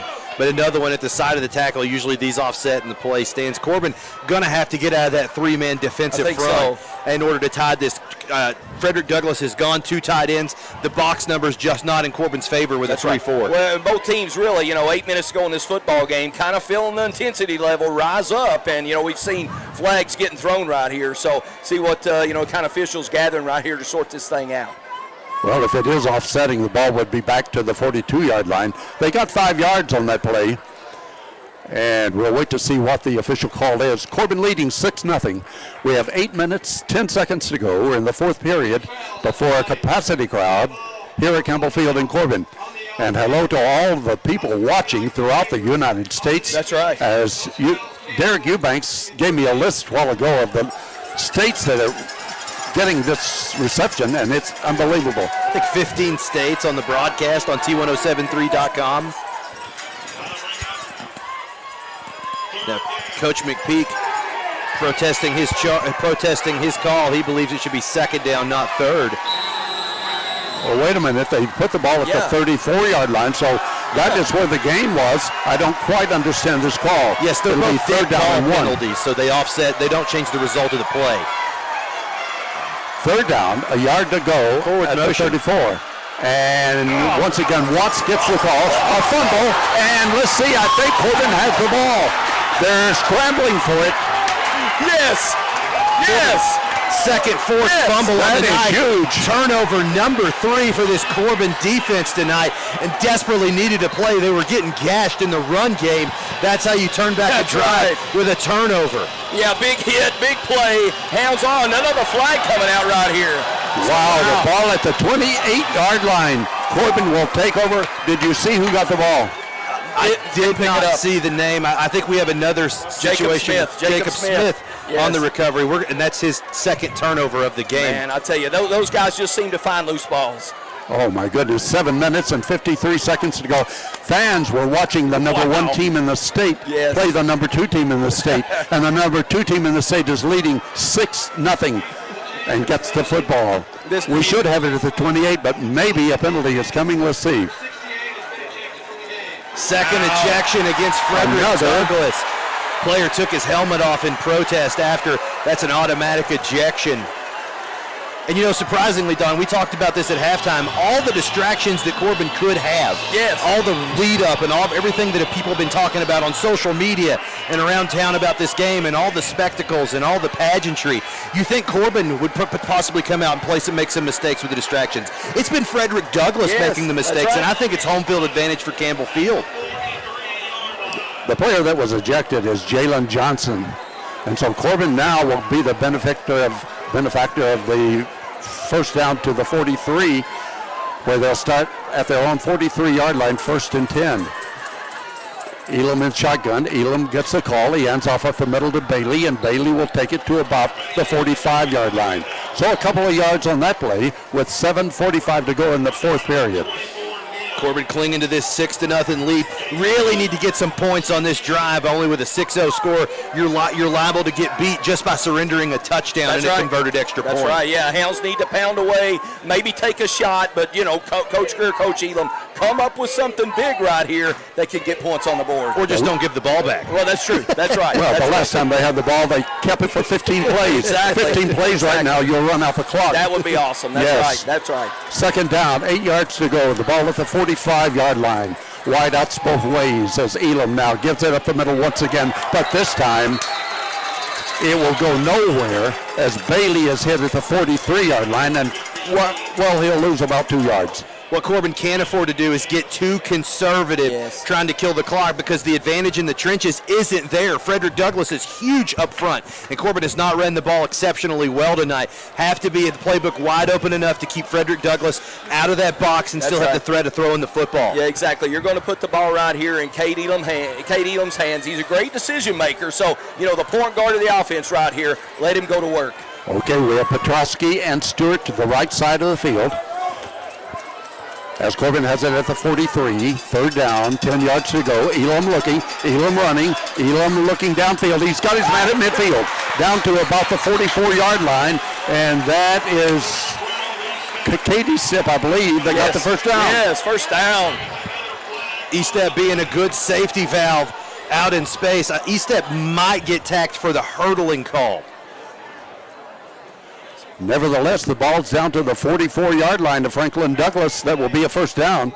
Unsportsmanlike again on the defense. Wow. Franklin Douglas is not handling this game well. No, I think the crowd is starting to get to Frederick Douglass in a big way, starting to play uncharacteristic, undisciplined football on that side of the ball. They've had 2 ejections and 4 unsportsmanlikes in the second half. Yeah, you look at this crowd, huge celebration, and really Frederick Douglass starting to feel the heat a little bit. Yes, it's at the 31-yard line now. 6 minutes and 14 seconds to go in the fourth period. Corbin leading 6-0. The ball at the 31, 1st and 10. Here comes Stewart and Petrosky to the right side. E-step to the left side. As the handoff's given to Guy Bailey and trying to eat up some clock, he gets it down to about the 30-yard line, and that's it. This becomes the interesting chess match part of the game. Frederick Douglass is going to sell out and try to get Corbin to throw the football. Try to get them to put the ball in the air where turnovers are more likely and stoppage of clock. So Corbin going to have to get outside of that box and force Frederick Douglass to not sit back and bring these big run blitzes to disrupt the play. No gain is what it's called. Ball at the 31-yard line, and Corbin will have it 2nd down and 10. What has impressed me about this game is the two of you, your knowledge of football. Oh. It's great. Okay? We watch a lot of football on the weekends. Professional watchers. I'm an armchair quarterback. Okay. You've been great. 5:18 to go. Here's the handoff now to Stewart. No, to E-step. E-step following his blockage as he gets down to about the 25 and knocked out of bounds inside the 25-yard line. Eli Petrosky demonstrates his value at wide receiver. Not only a great pass catcher, he's an excellent run blocker. That's he's right. Basically a tight end or a Y type player out on the field, and he really seals the edges on these jet sweeps. And I really like right there, instead of hitting it up in between the tackles, Coach Elam, offensive coordinator for the Hounds, he hits those edges knowing that he's going to get a big block from Eli Petrosky and then a great run from E-step. So really good offensive play call by Coach Elam. The ball is at the 23-yard line. 3rd down, 2 yards to go. 5:09 to go in the first period. Corbin leading 6-0. 3rd down play as Elam looks to the sideline to get the call. And there may be a timeout call by Corbin because this is a very big play. 5:09 remaining in the football game. Corbin on top 6-0. We'll be back in 30 seconds. You're listening to Red Hound Football on T107. From the woods to the streams, your next outdoor adventure starts at Southeastern Kentucky's hunting and fishing headquarters, Kentucky Outdoorsman. From firearms for personal protection or hunting, fishing supplies to catch that bluegill or smallmouth bass, and archery equipment for deer hunting or just target practice, Kentucky Outdoorsman has you covered. Gear up with national brands and expert advice about products and services from your friends and neighbors at Kentucky Outdoorsman. Located at 8833 South Highway 25 in Corbin, Kentucky, across from Tri-County Cycle Sales. Ever heard the phrase big enough to serve you, small enough to know you? It's true at Hometown Bank. From the easy-to-use mobile app to online banking and even bill pay, Hometown Bank has everything you need to make banking easier. Whether you need to make a mobile deposit or would rather stop in and see a friendly, smiling face in person, Hometown Bank is here and ready to help. Stop in and find out how easy working with a Hometown Bank can be. Visit the Hometown Bank nearest you. Member FDIC, Equal Housing Lender. Right here, so huge play in this football game. See if the Hounds can keep moving the chains. Here it is, the 3rd down play. The ball at the 23-yard line. Wildcat formation as it's given to Sander Curry, and Curry is hit and taken down at about the 24-yard line. That's going to be a loss on the play. I thought this was easily 4-down territory. It looks like Coach Greer sending his offense back on the field. I didn't know if maybe this was territory to try a field goal. I was going to say that, Ronnie. Maybe he tries to draw Frederick Douglass off sides, or do you bring Noah Simon in here to, kick a field goal? So, again, a really, really important call right here on 4th down. 4 minutes, 33 seconds to go. He's going to take it. 100 years of football here at Corbin High School. We're celebrating it here tonight. Capacity crowd looking on. The biggest crowd ever at Campbell Field. Wow. And now the biggest call of the night. We'll bring it to you here in 30 seconds. Another timeout on the field. 4:24 remaining in the football game. Corbin on top of Frederick Douglass 6-0. We'll be back in 30 seconds. This is Red Hound Football on T107. The Pennington is downtown Corbin's newest event venue and most exciting addition. The Pennington offers 2 distinct event spaces that is pleasing to one's senses. The Loft offers an industrial urban vibe, which is awesome for photos and is located on the entire 2nd floor. It's 4,600 square feet of event venue with its own private entrance and kitchen. Tables and chairs are provided, but you have to bring the guests. The Pennington is located at 500 South Main Street in downtown Corbin. For more information, follow the Pennington on Facebook and Instagram.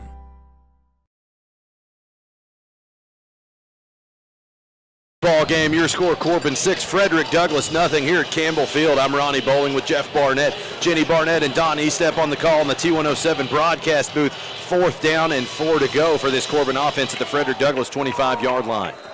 Corbin has used 8 plays on this drive. They have eaten up quite a bit of the clock, but there's still 4 minutes and 24 seconds to go. And here we go now. 4th down and 4 for the first down. Elam back in shotgun formation at quarterback. Elam gets the call. Elam back to throw. Elam looking. He has time. Elam trying to run. He gets free from one man. He tries to get free again, but does not make it. And taken down behind the line at the 27. Looked like a coverage sack. No one was open for Elam. Instead of forcing the ball in a possible pick-6 scenario, he elects to eat the sack. Probably the better move there. Corbin doesn't have to force it there. They would just like to keep the ball. Yeah, exactly. And wouldn't this game come down to this moment right here? Coach Greer's defense on the field has played great all season long and has played great since Coach Greer has been at Corbin High School as the head man. So you turn it over to your defense right here. Frederick Douglass has the ball at their own 28-yard line. 1st and 10. Strutman, the quarterback. He'll hand it off to Danvere. Danvere gets across the 30. He's up to about the 34. Tackled hard at the 34. Good gain for the Broncos. He initially, and I think we have I think Danvere is injured. I think he took a high-low shot there. Allen, pardon me. Tate Allen. Yeah. I think he was wrapped up around the legs and took a big shot up top. I think he is hurt on the play. Yeah, I saw a lot of the Frederick Douglass players motioning over quick. So unfortunately, maybe a really, really tough injury. Don't, of course, obviously speculate. But wow, he's walking. So very gingerly leaving the playing surface. Very good. Yeah. Yes, good to see. Good to see. Well, they got 7 yards on the play. That is not good for Corbin, as Frederick Douglass will have it 2nd and 3. 4 minutes to go in this game. The most tense 4 minutes of the season coming up.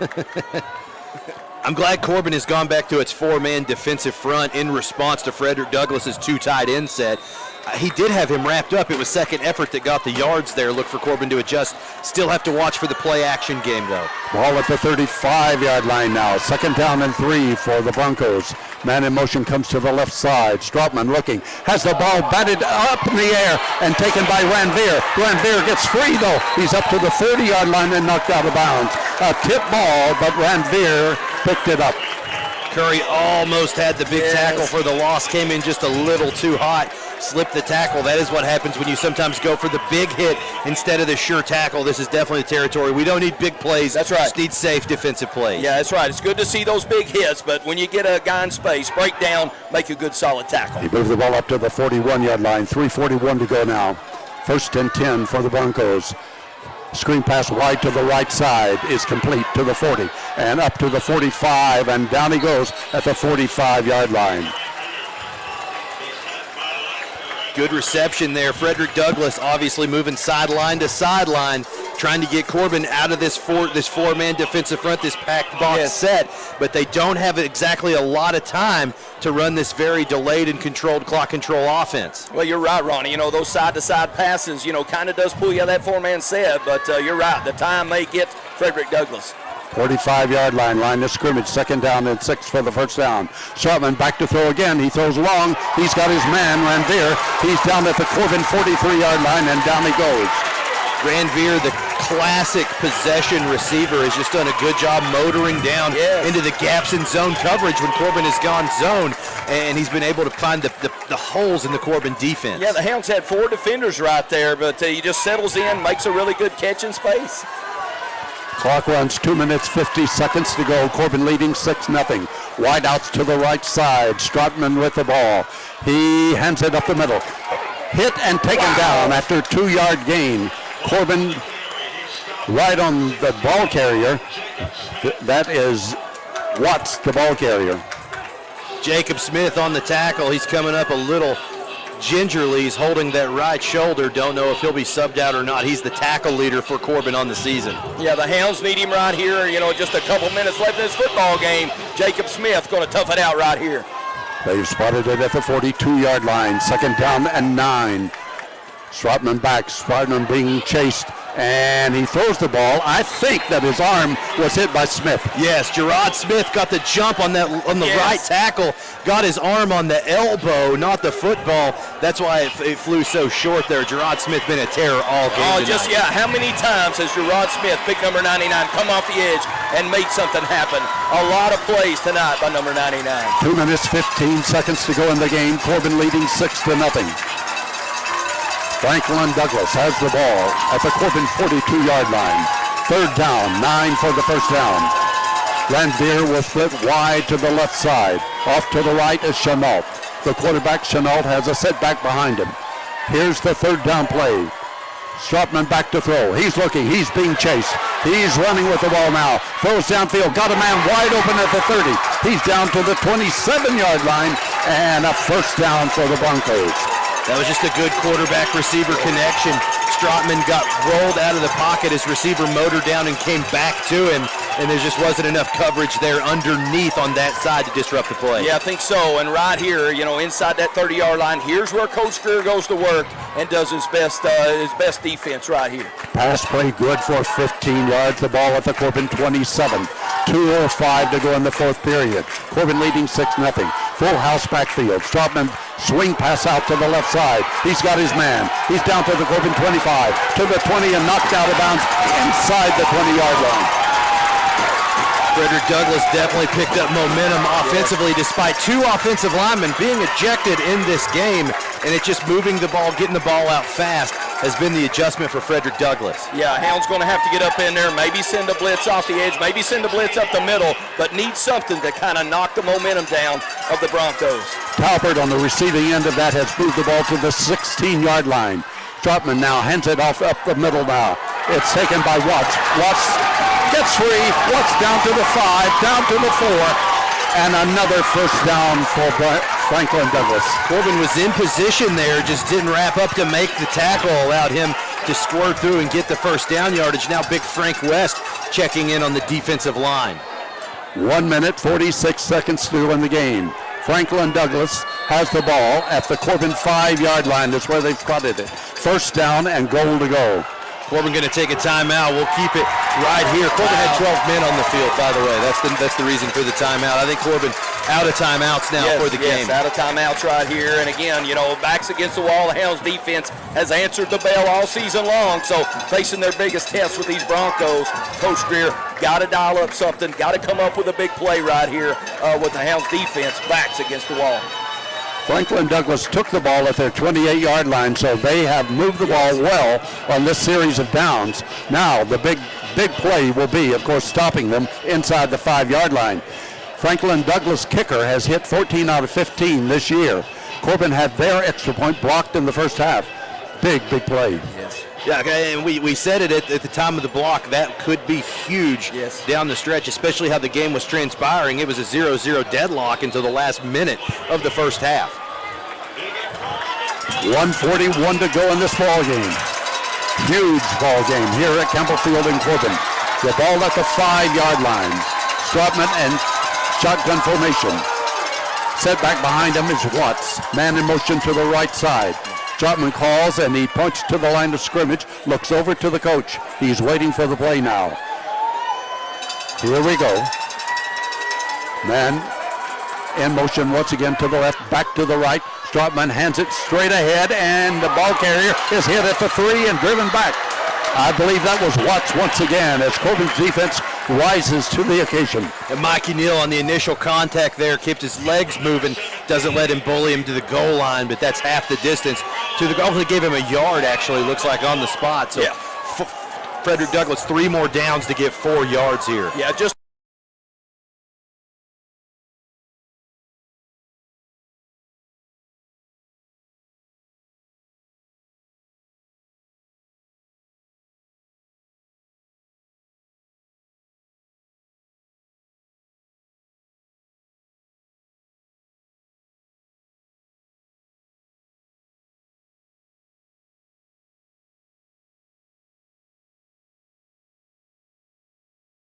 penalty at this point in the game. Frankly, could have been called a lot tonight. If you look at the up back, he's got a slightly forward-leaning motion before the snap of the ball. It's just not been called very often, but it's very odd they call it at this critical juncture of the football game. Yeah, Hounds defense catch a really good break right here and, move and get the flag. So, again, kind of gets the Frederick Douglass Broncos kind of behind the count, if you will. So, Hounds defense looking to reset right here. Ball is at the 9-yard line. Well, the 8-yard line is where they've spotted it. 49 seconds to go in the game. Franklin Douglas has it. Second down and goal to go. They have wideouts to the left and right. Strautman puts his man in motion. That's Watts. Strautman hands off. Ball carrier is hit and taken down at the 7-yard line. Good defensive coverage out there in space. Evan Baker there to make the big play on the perimeter. Timeout on the field. We're, of course, keeping it right here. We've got less than 30 seconds until this one's in the books. What a great tackle by Baker out in space, though. Yeah, just unbelievable right there. Just making that tackle, like you said, Ronnie, in space and going forward, attacking the line of scrimmage, violent, attacking the football, and the Hounds come up with a big defensive play right there. 7-yard line, 27 seconds to go in the ball game. The Red Hounds trying to hold off the Broncos. Third down and goal to go. Wow. It couldn't be any better than this. Just other than a Hound stop. The way right it'll here. get better if we stop it. I'll tell you that. That's right. Gotta imagine Cooper Ranvier gonna be painted somewhere all over the field. He's been their big possession receiver on third downs. Done a really good job motoring down and finding holes in the Corbin defense. Gotta know where Ranvier is at all times on this play. You're right, Ronnie. You gotta find number 12 right here. The fans are on their feet. Everybody's standing now. And Ranvier not on the field. Franklin Douglas gets set to go from the 7-yard line. Third down, 7. 27 seconds to go in the ball game. Under center this time. The handoff is given, and Corbin rises to the occasion. Stops the ball carrier at the 5-yard line. Frederick Douglass lined up in the wishbone and ran the old school 46 power play. Off right tackle. I don't know if that's setting up a bootleg, perhaps, because if you looked when Trautman pulled the ball, there was plenty of room on the perimeter for the pull and the bootleg. I don't know if that's a setup call or what, but there's just no way in 2023 Corbin's going to give up a touchdown 7 yards out in the wishbone. That's right. You're Coach Greer right here. You're exactly right, Ronnie. You've got to remind your football team about what that represents. What does that power out represent? The boot, the power pass. You've got to be on your game right here. Be smart, Hounds, on the defensive side of the football. Ball at the 5. 19 seconds to go. They call timeout. This is it. This is the game right here. Yes. Gotta imagine Frederick Douglass puts the ball in the air right here. 5 yards to go. And again, do we see Ranvier in the game? Do you see number 12? You've got to know where he is if he's in the football game. So, football game. He's in. Ranvier is checked in. He has been the player that has extended a lot of drives tonight. You got to imagine they're looking down the barrel at Ranvier. He's locked up one-on-one down here near the wide side of the field. Here we go. 5-yard line. Fourth down and goal to go. 19 seconds to go in the ball game. Strautman, the quarterback. He calls. He has his man in motion. Strautman back to throw. He's looking. He throws. It is incomplete. No good. No good. Wow! Incomplete turnover on downs. Corbin's going to get the football back. Corbin's going to be the top dog in Kentucky. My goodness. What a play. I mean, the Hounds right there again. Coach Greer, win, but don't break, and keep the Frederick Douglass Broncos with a goose egg on the board. 14 seconds to go. We can kill the clock. Yes. Guys, the last 2 was a big one. Let me tell you a crazy stat here. The first team defensive unit on this team has not surrendered point this season. That's right. Not one. Every touchdown or point has been scored on reserve units. This defense has not surrendered a point on the season. Elam will take a knee. The ball game will be over. Woo! I don't know what the size crowd is. It's huge. That's all I can say. That's your football game. Wow. Corbin going to go out on wins top, it 6 to nothing. Wow. Clock is ticking down. 3, 2, 1. Yeah. Corbin wins. Yeah. And what a feeling for Corbin. The upset. Yes. Number one goes down. Whoa! Let the lights are out. The red lights are going around. Let the party begin. I believe you may have a new number one team in the state of Kentucky. That's right. Yeah, I think when the Cantrell ratings come out this coming Sunday, you're going to see this bunch in red sitting high atop the rankings, justifiably so. This is the team that beat Louisville Trinity. That's right. This is the team that blanked Tate's Creek. This was the top dog to beat. A lot of people said Corbin couldn't do it. They got it done by playing physical, tough football. We had great offensive players in this game, but look at the score. Unbelievable. 6-0. Yes. Hey, that reminds me of an old school football game right there that the Hounds pull out. Just a great performance right here on 100 years of Red Hound football. Fellas, it's been a pleasure. I really enjoyed this. My throat is about gone, but this has been great. Thank you so much. Thank you. Derek Eubanks, thank you so much. This is when you're 84 years old, you haven't called a game in 32 years, and you struggle all night long. Great. But, hey, I brought you a victory. Is that good enough? Right. That's right. Has football changed a little since the last time you called a game? No, not really.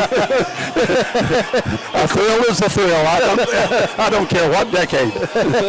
That's your final here at Campbell Field. 100 years celebrated in style. Coach Tom Greer and company send Frederick Douglass back to Lexington with their first loss to a Kentucky opponent all season long. Look, folks, at your Cantrell ratings in the Courier-Journal. I think Corbin is the number one team in the state of Kentucky. They showed you why tonight here at Campbell Field. Again, your final score, 6-0. JB, thanks for all the color commentary. Jenny, thanks for the stats. Don, thank you for all the play-by-play, my brother. It was a fun time. Wow. It was a fun time. Thanks for everybody back at the station. I'm Ronnie Bowling. This has been Red Hound Football on T107. Your final, Corbin 6, Frederick Douglass nothing. See you next week at 7:30 in Hazard.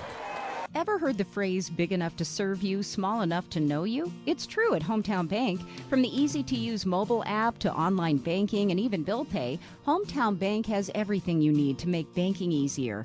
Whether you need to make a mobile deposit or would rather stop in and see a friendly, smiling face in person, Hometown Bank is here and ready to help. Stop in and find out how easy working with a Hometown Bank can be. Visit the Hometown Bank nearest you. Member FDIC, Equal Housing Lender. Owens Auto Parts has been serving you for more than half a century. Owens offers a full line of truck and auto parts along with custom-made hydraulic hoses, weather guard toolboxes, Sherman-Williams auto paint, utility beds, auto repair for cars, trucks, and RVs, along with quality top brand tires and batteries. Owens Auto Repair, keeping you safe with quality parts and service since 1954. Located just down from Corbin High School on Cumberland Falls Highway. Go Red Hounds! The Pennington is downtown Corbin's newest event venue and most exciting addition. The Pennington offers two distinct event spaces that is pleasing to one's senses. The Loft offers an industrial urban vibe, which is awesome for photos and is located on the entire second floor. It's 4,600 square feet of event venue with its own private entrance and kitchen. Tables and chairs are provided, but you have to bring the guests. The Pennington is located at 500 South Main Street in downtown Corbin. For more information, follow the Pennington on Facebook and Instagram. You know Mountain Dew is like no other soft drink on earth. That's because Mountain Dew is the boldest soft drink the world has ever seen. Today, Mountain Dew, the most iconic flavor in the history of soft drinks, has spawned a new generation of outrageously craveable flavors that share its glory, like Mountain Dew Major Melon, Mountain Dew Code Red, Mountain Dew Spark, Mountain Dew Voltage, and Mountain Dew Livewire. So here's to the neon royalty of Dew and the Dew flavors that have come after it, the boldest flavors on earth. Hey, this is Sammy from Sammy's Furniture, and if you wake up every morning on the 20-yard line and feel like you can't make it to the end zone, that's because you're not sleeping on a mattress from Sammy's Furniture and Mattress. Guys, we got over 62 floor model mattresses, and they're in stock and ready to be taken home today. We'll help you find a mattress that won't break your back or your budget. We've got discounts when you pick it up, and 12 months same as cash financing if you need it, folks. At Sammy's Furniture and Mattress, we're open 7 days a week from 10 to 6, on Sundays from 12 to 5. You can score a touchdown with a mattress from Sammy's Furniture and Mattress. Come see us today.